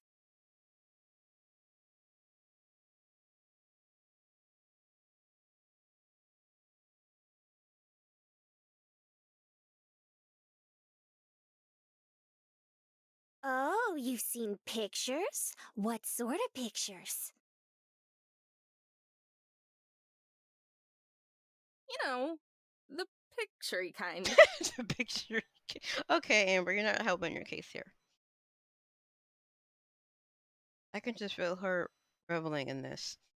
First time, just got me playing right into her hands. For the first time? Is it for the first time ever? Okay. Oh, shut up.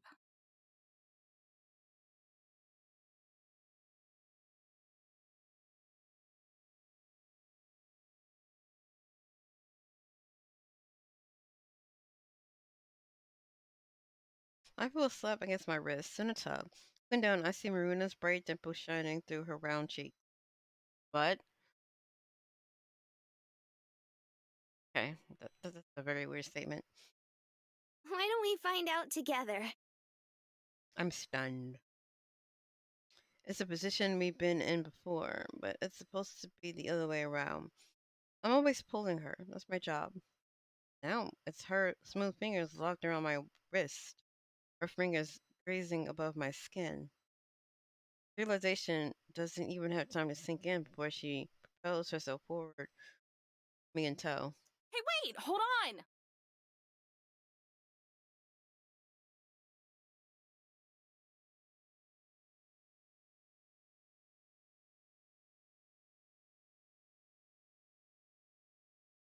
I kick up sand and grit as I am practically dragged along by Marina, who meets my yelps with silence. Then she halts as quickly as she took off, leaving me to shoot forward and stumble to a stop. You could have at least warned me before ya. Ooh. I go silent. Marina does too. Fire wave. Whirling ribbons of red wrap around the hills, stretch out to the horizon. The setting sun casts light and shadow across the ground and sky, shading it all with intense gold. Sky dims, a thread of lights, stray light, passes over the shade and shines directly on us, directly on Marina. She stares on, silent. I can feel every glint of emotion coming from her, every breath taken, every raw feeling that up inside her, going to be choked back down, all of it. I glance between her and the scene stretched out before us.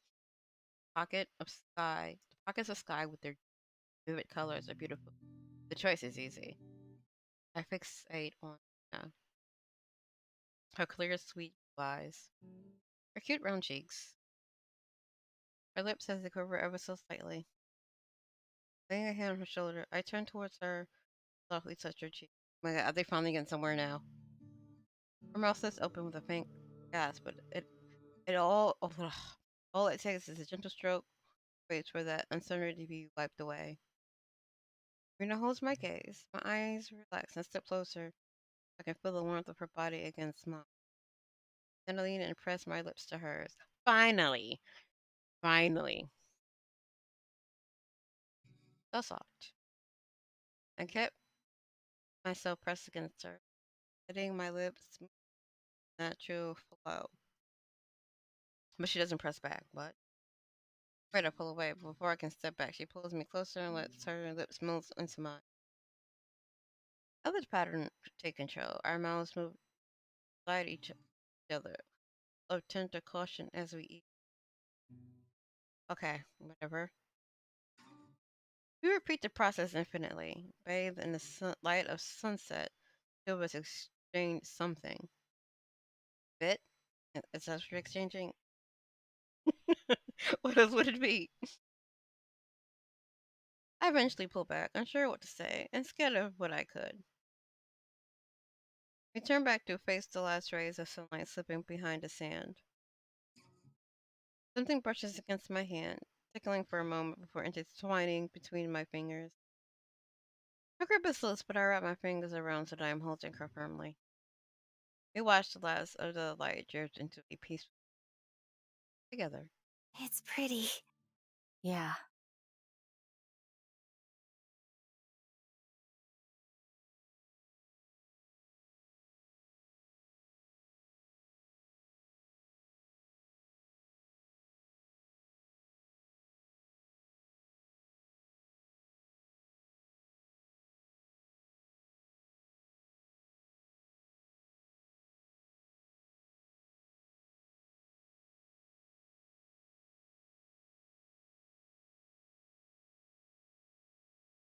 Oh God, why? What have I done?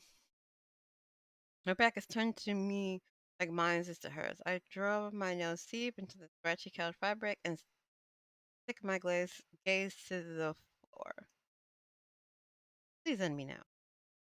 It was silent after we did that. My silence, a blissful release of silence. But as we walked back, terror started to sink in. I think she felt it too. I listened to the buzz of the generator and stared at a patch of artificial light on the wall. Little boxes make fun of me, I swear. So what now? Funny, that's the same thing I asked when we found the treasure, so she sounds even more hopeless and confused than I did. Getting my legs to my chest, I bundled my arms around them and put a nervous smirk. We could always go hiking again. There was a mock slap on my shoulder, fainting. You would like that, wouldn't you? The heavy embarrassment in the air melts into something a little more comfortable as we both managed to laugh at my perviness. Ah. Reno let out a whiny cry and slides against the couch. But seriously, what are we gonna do? About what? About everything. The treasure, home,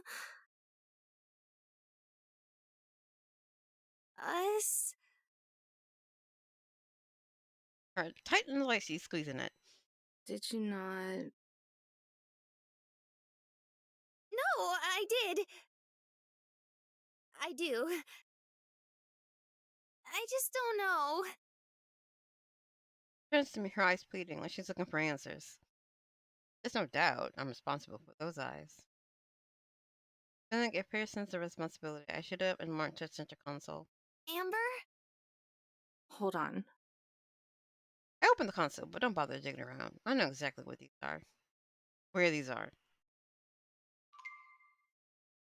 Two irreplaceable pieces of paper. Stopping in front of the couch, my voice darkened. I'll be using my half of the treasure to pay for Gramps' hospital and funeral expenses.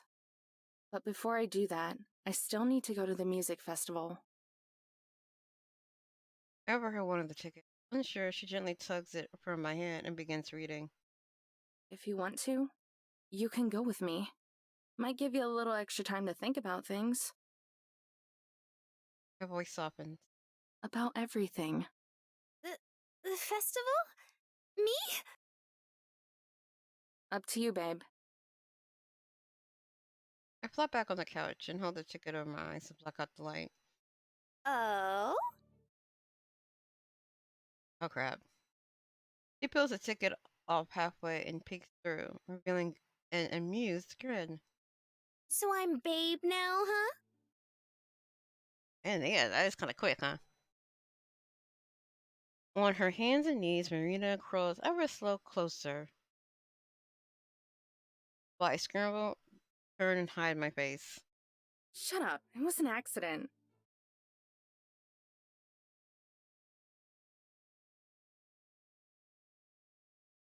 And now I'm back to where I started, mortified and embarrassed. Wow, that is So relatable. Amber. Her voice is like melody. Is like a melody. Shut up. Amber. I said shut up. Oh, Amber.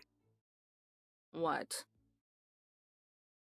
A tank engine plows into my back, followed by soft, gentle arms wrap me around my neck as she rests her head against mine. Thank you. My shoulders relax, embracing her. In turn, I rest my head on hers too. A head sandwich. What? Okay. Sure thing, kiddo. I don't think you should be calling her kiddo when you were literally just a year older. Okay.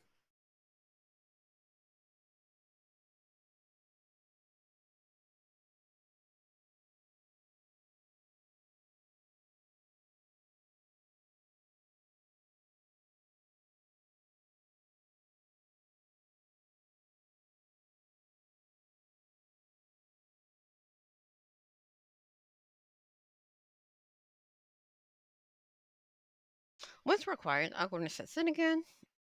Where I don't know if I should be saying something to fill the silence or I should leave it be.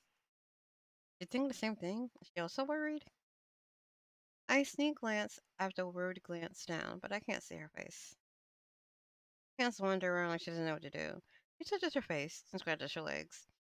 Takes out a fold in her shirt. Pops her knuckles. So she is nervous. Hey,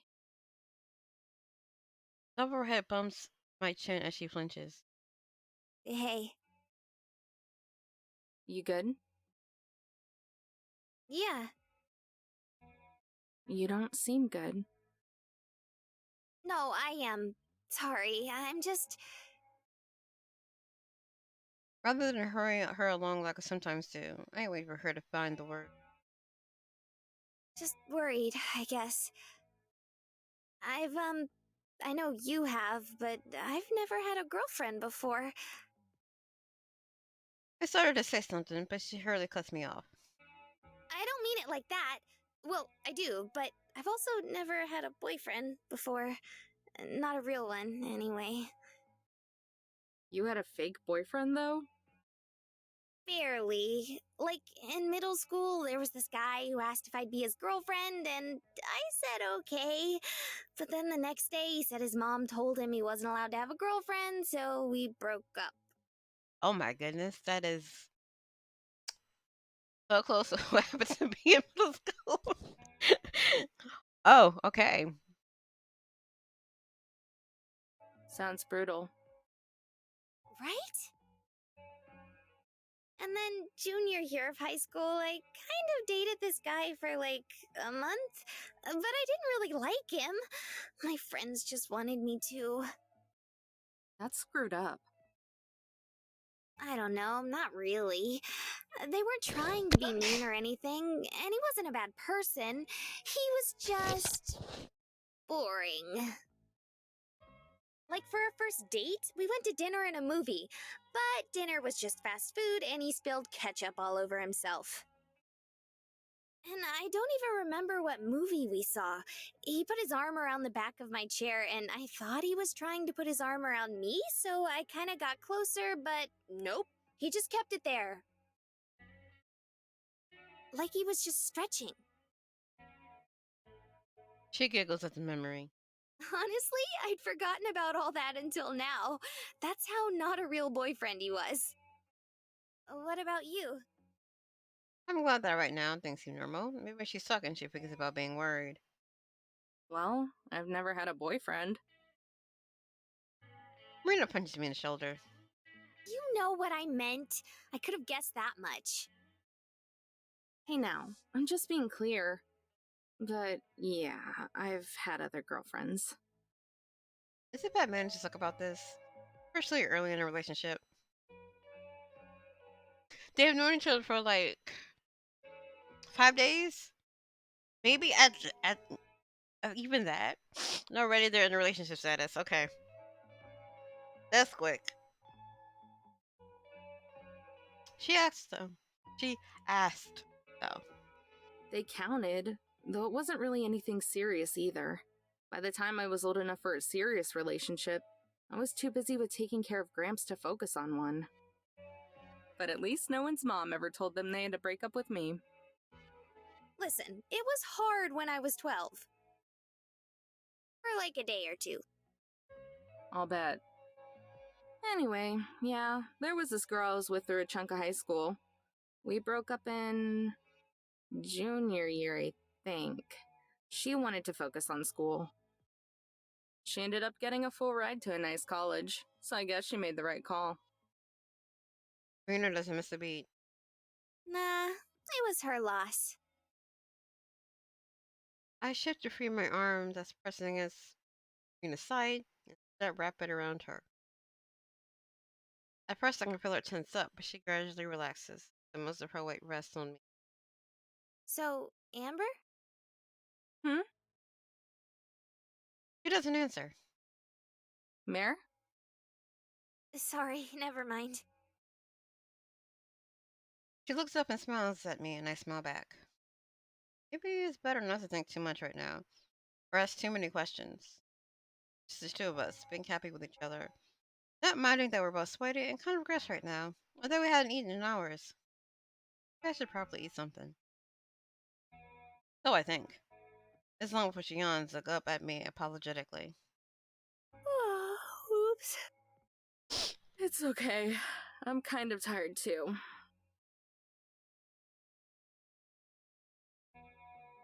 Just come out.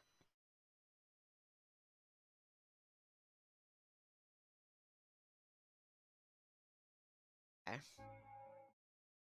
Um, think?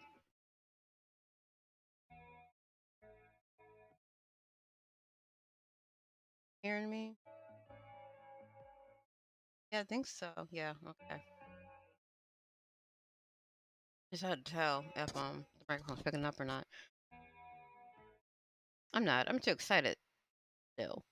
I don't want her to feel bad about going to bed. Plus, we did a lot of hiking today. I don't my arm brought her a switch, which hands holds hers so that we can stand up. She fidgeted again, shifting her weight from foot to foot. Oh, I guess it takes some getting used to for both of us. I let go of her hand and falls limply back to her side like she's lost control of it. Give me in the eye, I can tell she's waiting for me to do or say something. I take a step towards her, closing the short distance between us. Well, good night. I lean and kiss her again.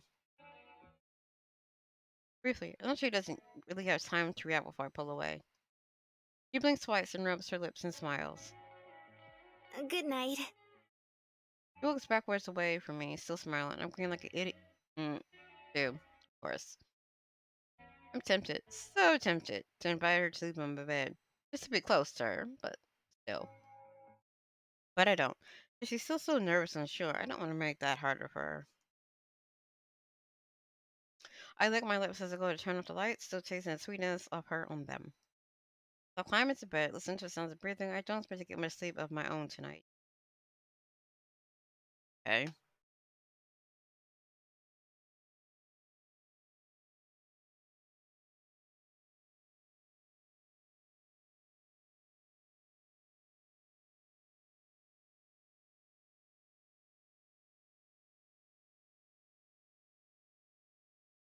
Sleeping on it is supposed to help you with tough decisions or big changes, but that's hard when you can't pass out in the first place. Thoughts of Marina, of Rams, of things changing, and everything staying the same, all brewed together to keep me awake just like the coffee is right now. When I got up this morning, the first thing I felt was surprise that I managed to fall asleep at all. I realized I got must have snuck up on me. I drank another cup of coffee, number four, and the last one from this pot. I jumped in a few scoops of grounds into the coffee maker and started a new batch. I got to see the sunrise, which when I usually see through.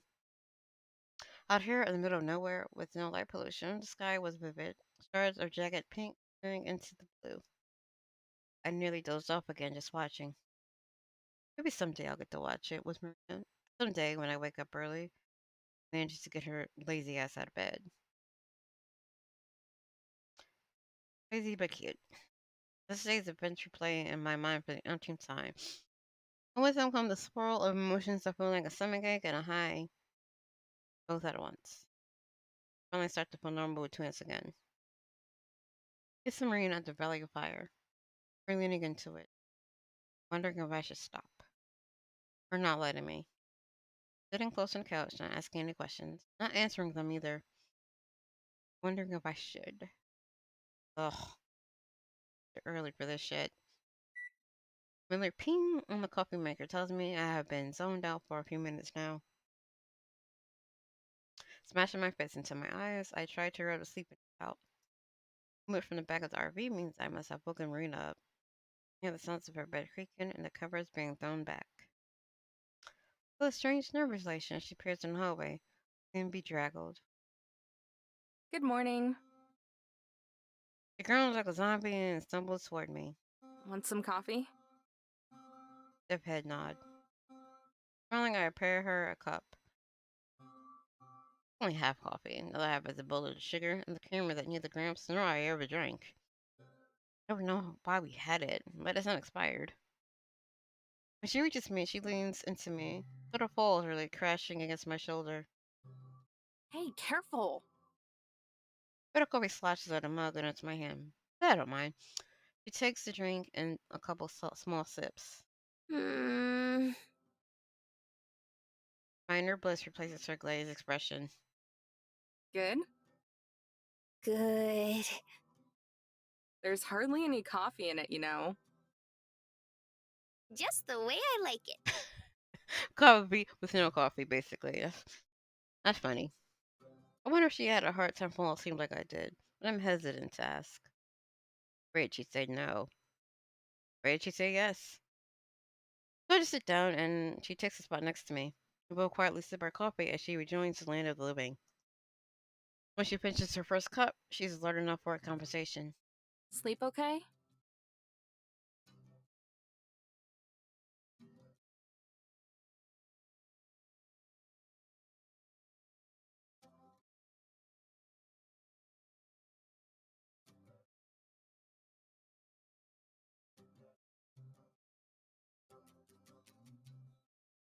I figure that's safer than flat out asking. Hmm. Yeah, kinda. Kinda. I like. She trails off. Maybe I gave her alertness too much credit. I forgot what I was just saying. I laugh and stand up. Don't worry about it. Rena mumbles something about something incoherent. What was that? She clears her throat. Sorry, I asked if you slept alright. Took me a while to fall asleep, but after that, yeah. Not strictly a lie. Eyes half closed, Marina smiles thinly. Good. I turn around so that she doesn't see how preoccupied I am. I guess what's on my mind. Whatever it is I'm dealing with, it's not her problem. I don't want her to worry about me. Blood creaks as Marina stands up too, but I don't face her. So, where are we going today? No idea. We have a few days before the show. Anything you want to see? Whatever it is, I'll make the trip. We're not very far from Las Vegas, right? Not at all. It's just a couple hours. Let's go there! Finally, I meet her eyes. Smile on her face is pure and earnest. I can't help but return it. Sure, that sounds like fun. And she hugs me. Her warm figure is pressed close against mine. She smells like my shampoo. I wrap my arms around her and hold her close. Just for a second, everything feels right. It's all gonna work out. And I realize how badly I want it to. I squeeze tight, then pull away. What was that for? Just felt like it. Worry creases to her face. Should I not? Nah, you definitely should. Go get dressed and I'll get us on the road. You cool with waiting to eat until we get there? Yeah. Cool. There are a million buffets and exotic restaurants there, so we can find something good. I like Las Vegas already. Torque. I gently push her towards the back to go get ready. She sticks her tongue out at she sticks her tongue out over her shoulder as she goes, watching her rub my temples before climbing to the front seat. I'm looking forward to this, and I know Marina is too. But why does it feel like I'm doing something wrong? For a long moment, I just press my forehead against the steering wheel, not thinking much of anything. The sound of Marina's approaching footsteps makes me sit up and put on a smile as she hops into her spot. Ready? Yep. Here we go then. We head towards the highway.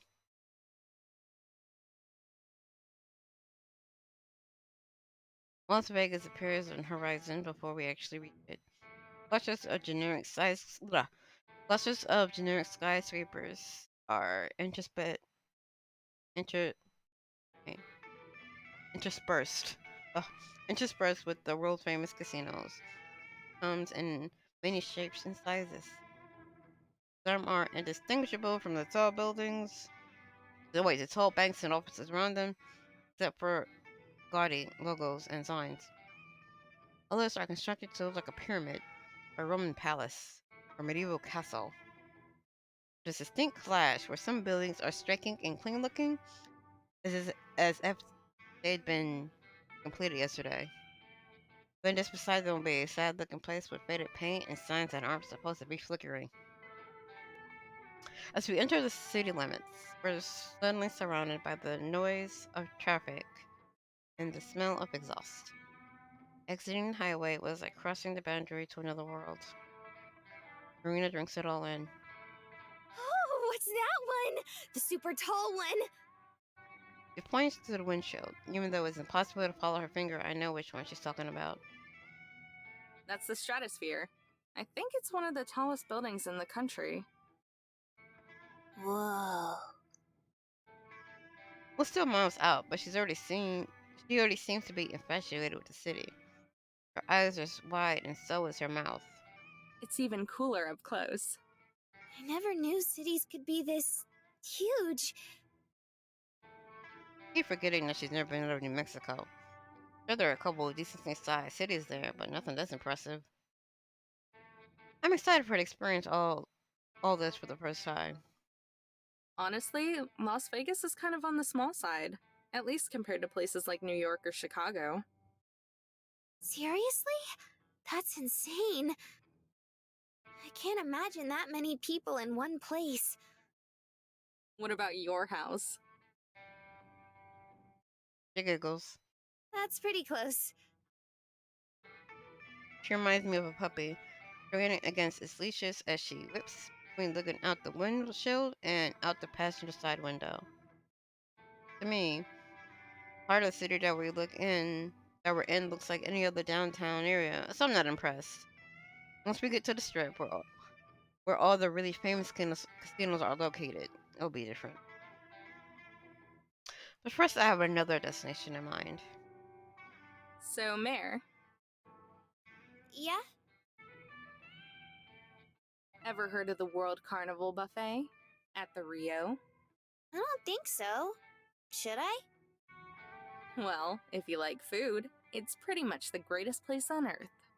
They have like everything imaginable to eat, and lots of stuff that you can't imagine either. Somehow her eyes get even wider. I want to try it all. Pretty sure you'll change your mind when you see some of it. But that's the spirit. Are we going there now? Hell yeah, we are. I'm starving. Me too. She grabs my free hand, the one that isn't on the steering wheel. My heart leaps to my throat. Since we're at a red light, I catch her eye and she smiles, so her face is a little red. I smile back, but then face forward. Our hands sink limply between our seats. It is long before our palms are moist with sweat. I don't know whose. Her hand is so soft, Like she treats it with lotion or something. But I don't know since case. Wait, what? Y'all not use lotion?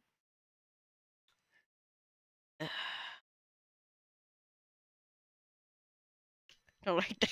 I don't know why- I don't like that. Okay, well, treats it with lotion like it's some sort of weird thing to do. Use lotion. Move like a baby's. Makes me a little self-conscious of my chewed fingernails and chronically dry skin. Well, I mean, if lotion be that would help. But okay. Worried that I'm gonna gross her out and she'll pull away or something. Is this okay? Huh? Yeah, I was getting a little too distracted. Is what? Raises Arlington. This.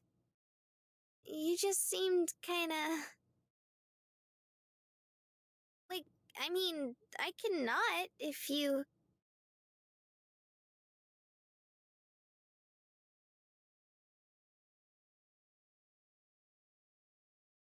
No! No, it's fine. Seriously.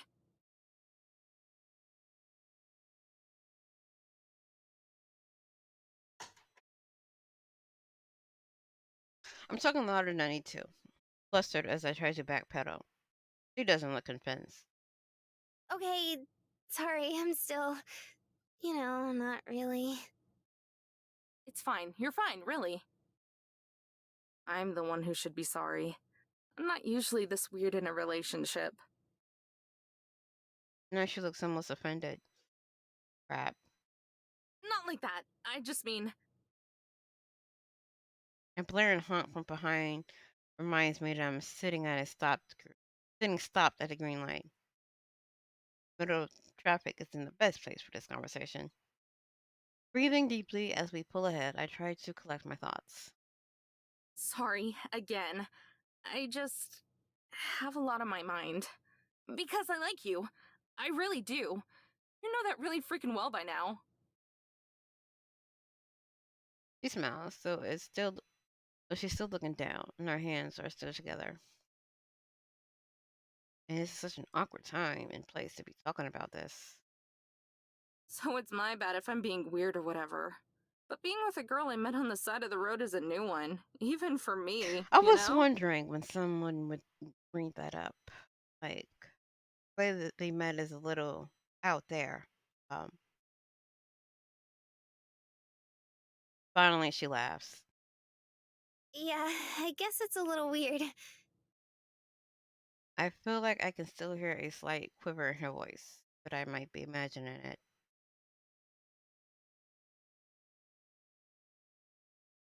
Oh, the cat left. Where did he go? Oh, hold on. I will be right back.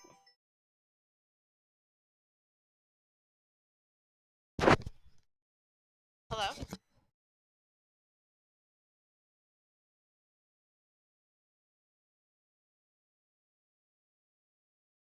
Yo. I text you some? Hold on.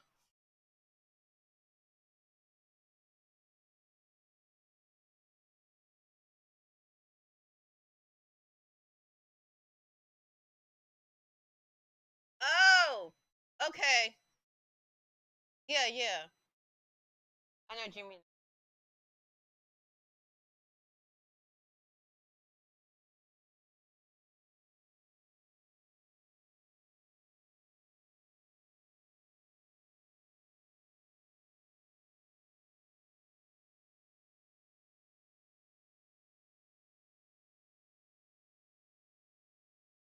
That makes sense.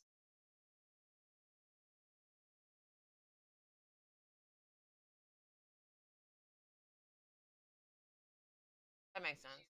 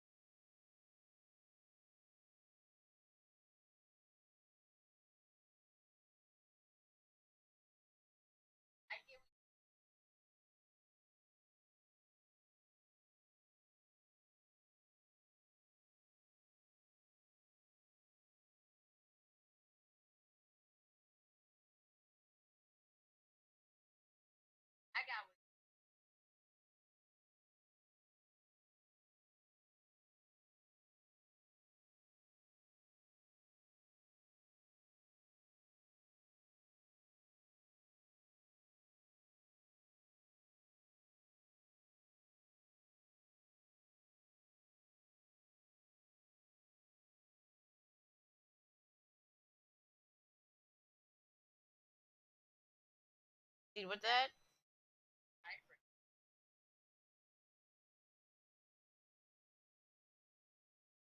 I think that's what my mind when they talking to people that for like flash and joking in general. Reading tone and words hard anyway. See the harder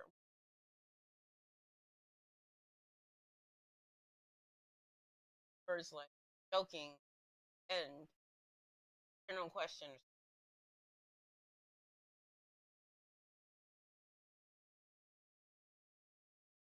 A lot of people don't do it because it doesn't affect them. So why should they? That's how you get these misunderstandings.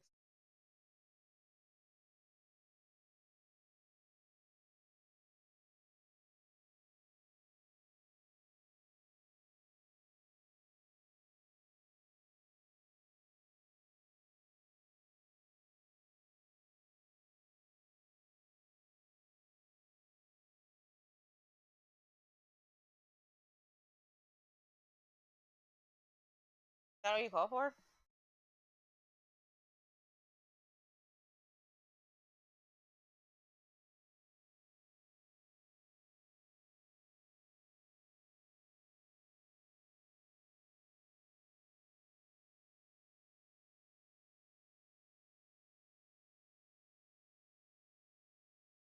Yeah, it sounds like it.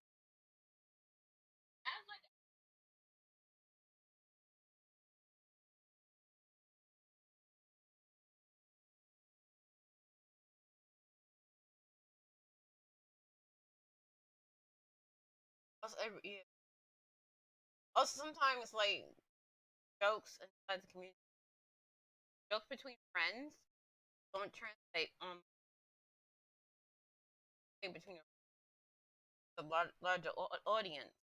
They'll get mis. Maybe probably shouldn't be highlight that. No, but it wasn't a video. It was just a bunch of text. So I wonder what kind of what video you're talking about.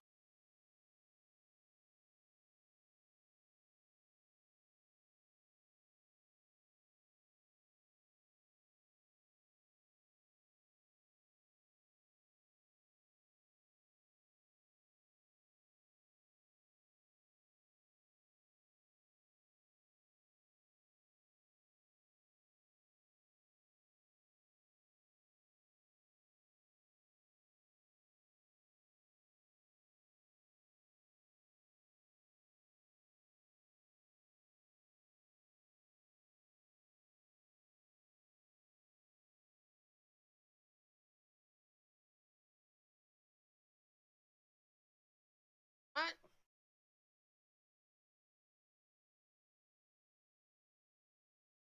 No, it came up as a bunch of words for me. Oh, okay, never mind. It was a video, but I didn't see the video part. Also, was the text you saw.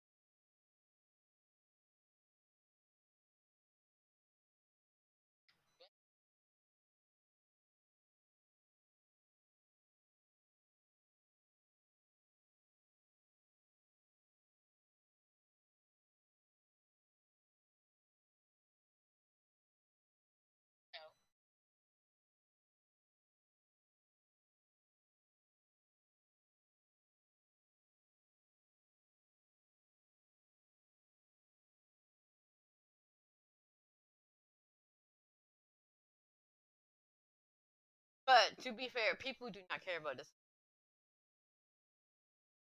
So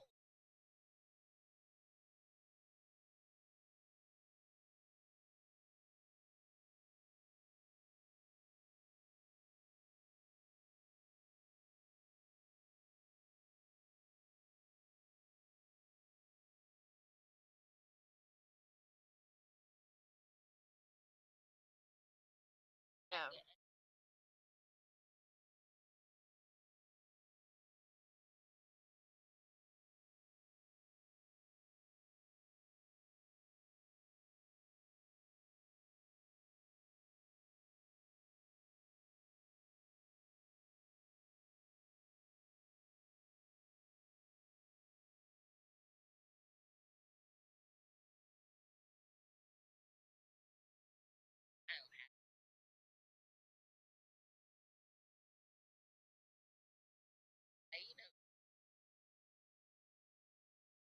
Jokes don't land if the audience don't get it.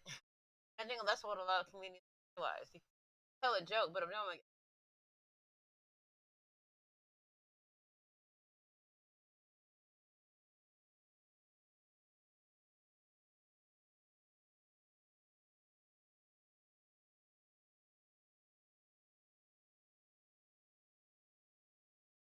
yeah.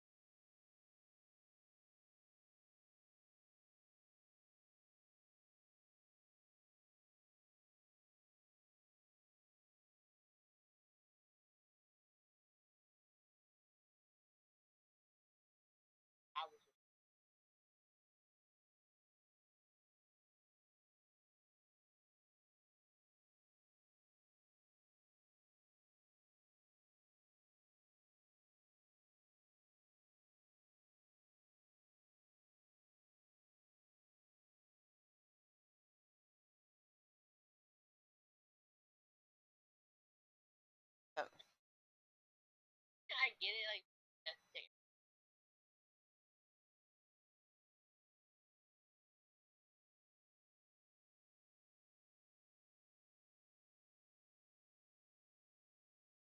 Yeah. So I was in the middle of streaming when you called. So I have to. Well, I was about to end in hours. Um. Yeah. It's just on right now. I'm on back mode, but I guess let me.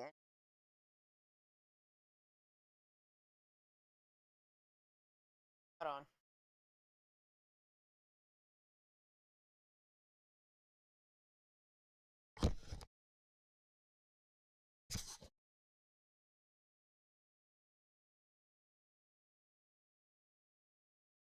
Okay, so that took forever. So my sister called, and so yeah. Anyway, I was gonna end the stream soon anyway. So um, I will save here.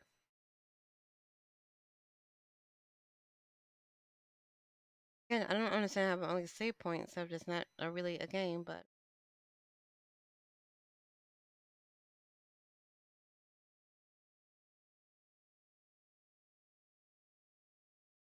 so Thanks for watching, everybody. Appreciate that. Share my socials and stuff. Um,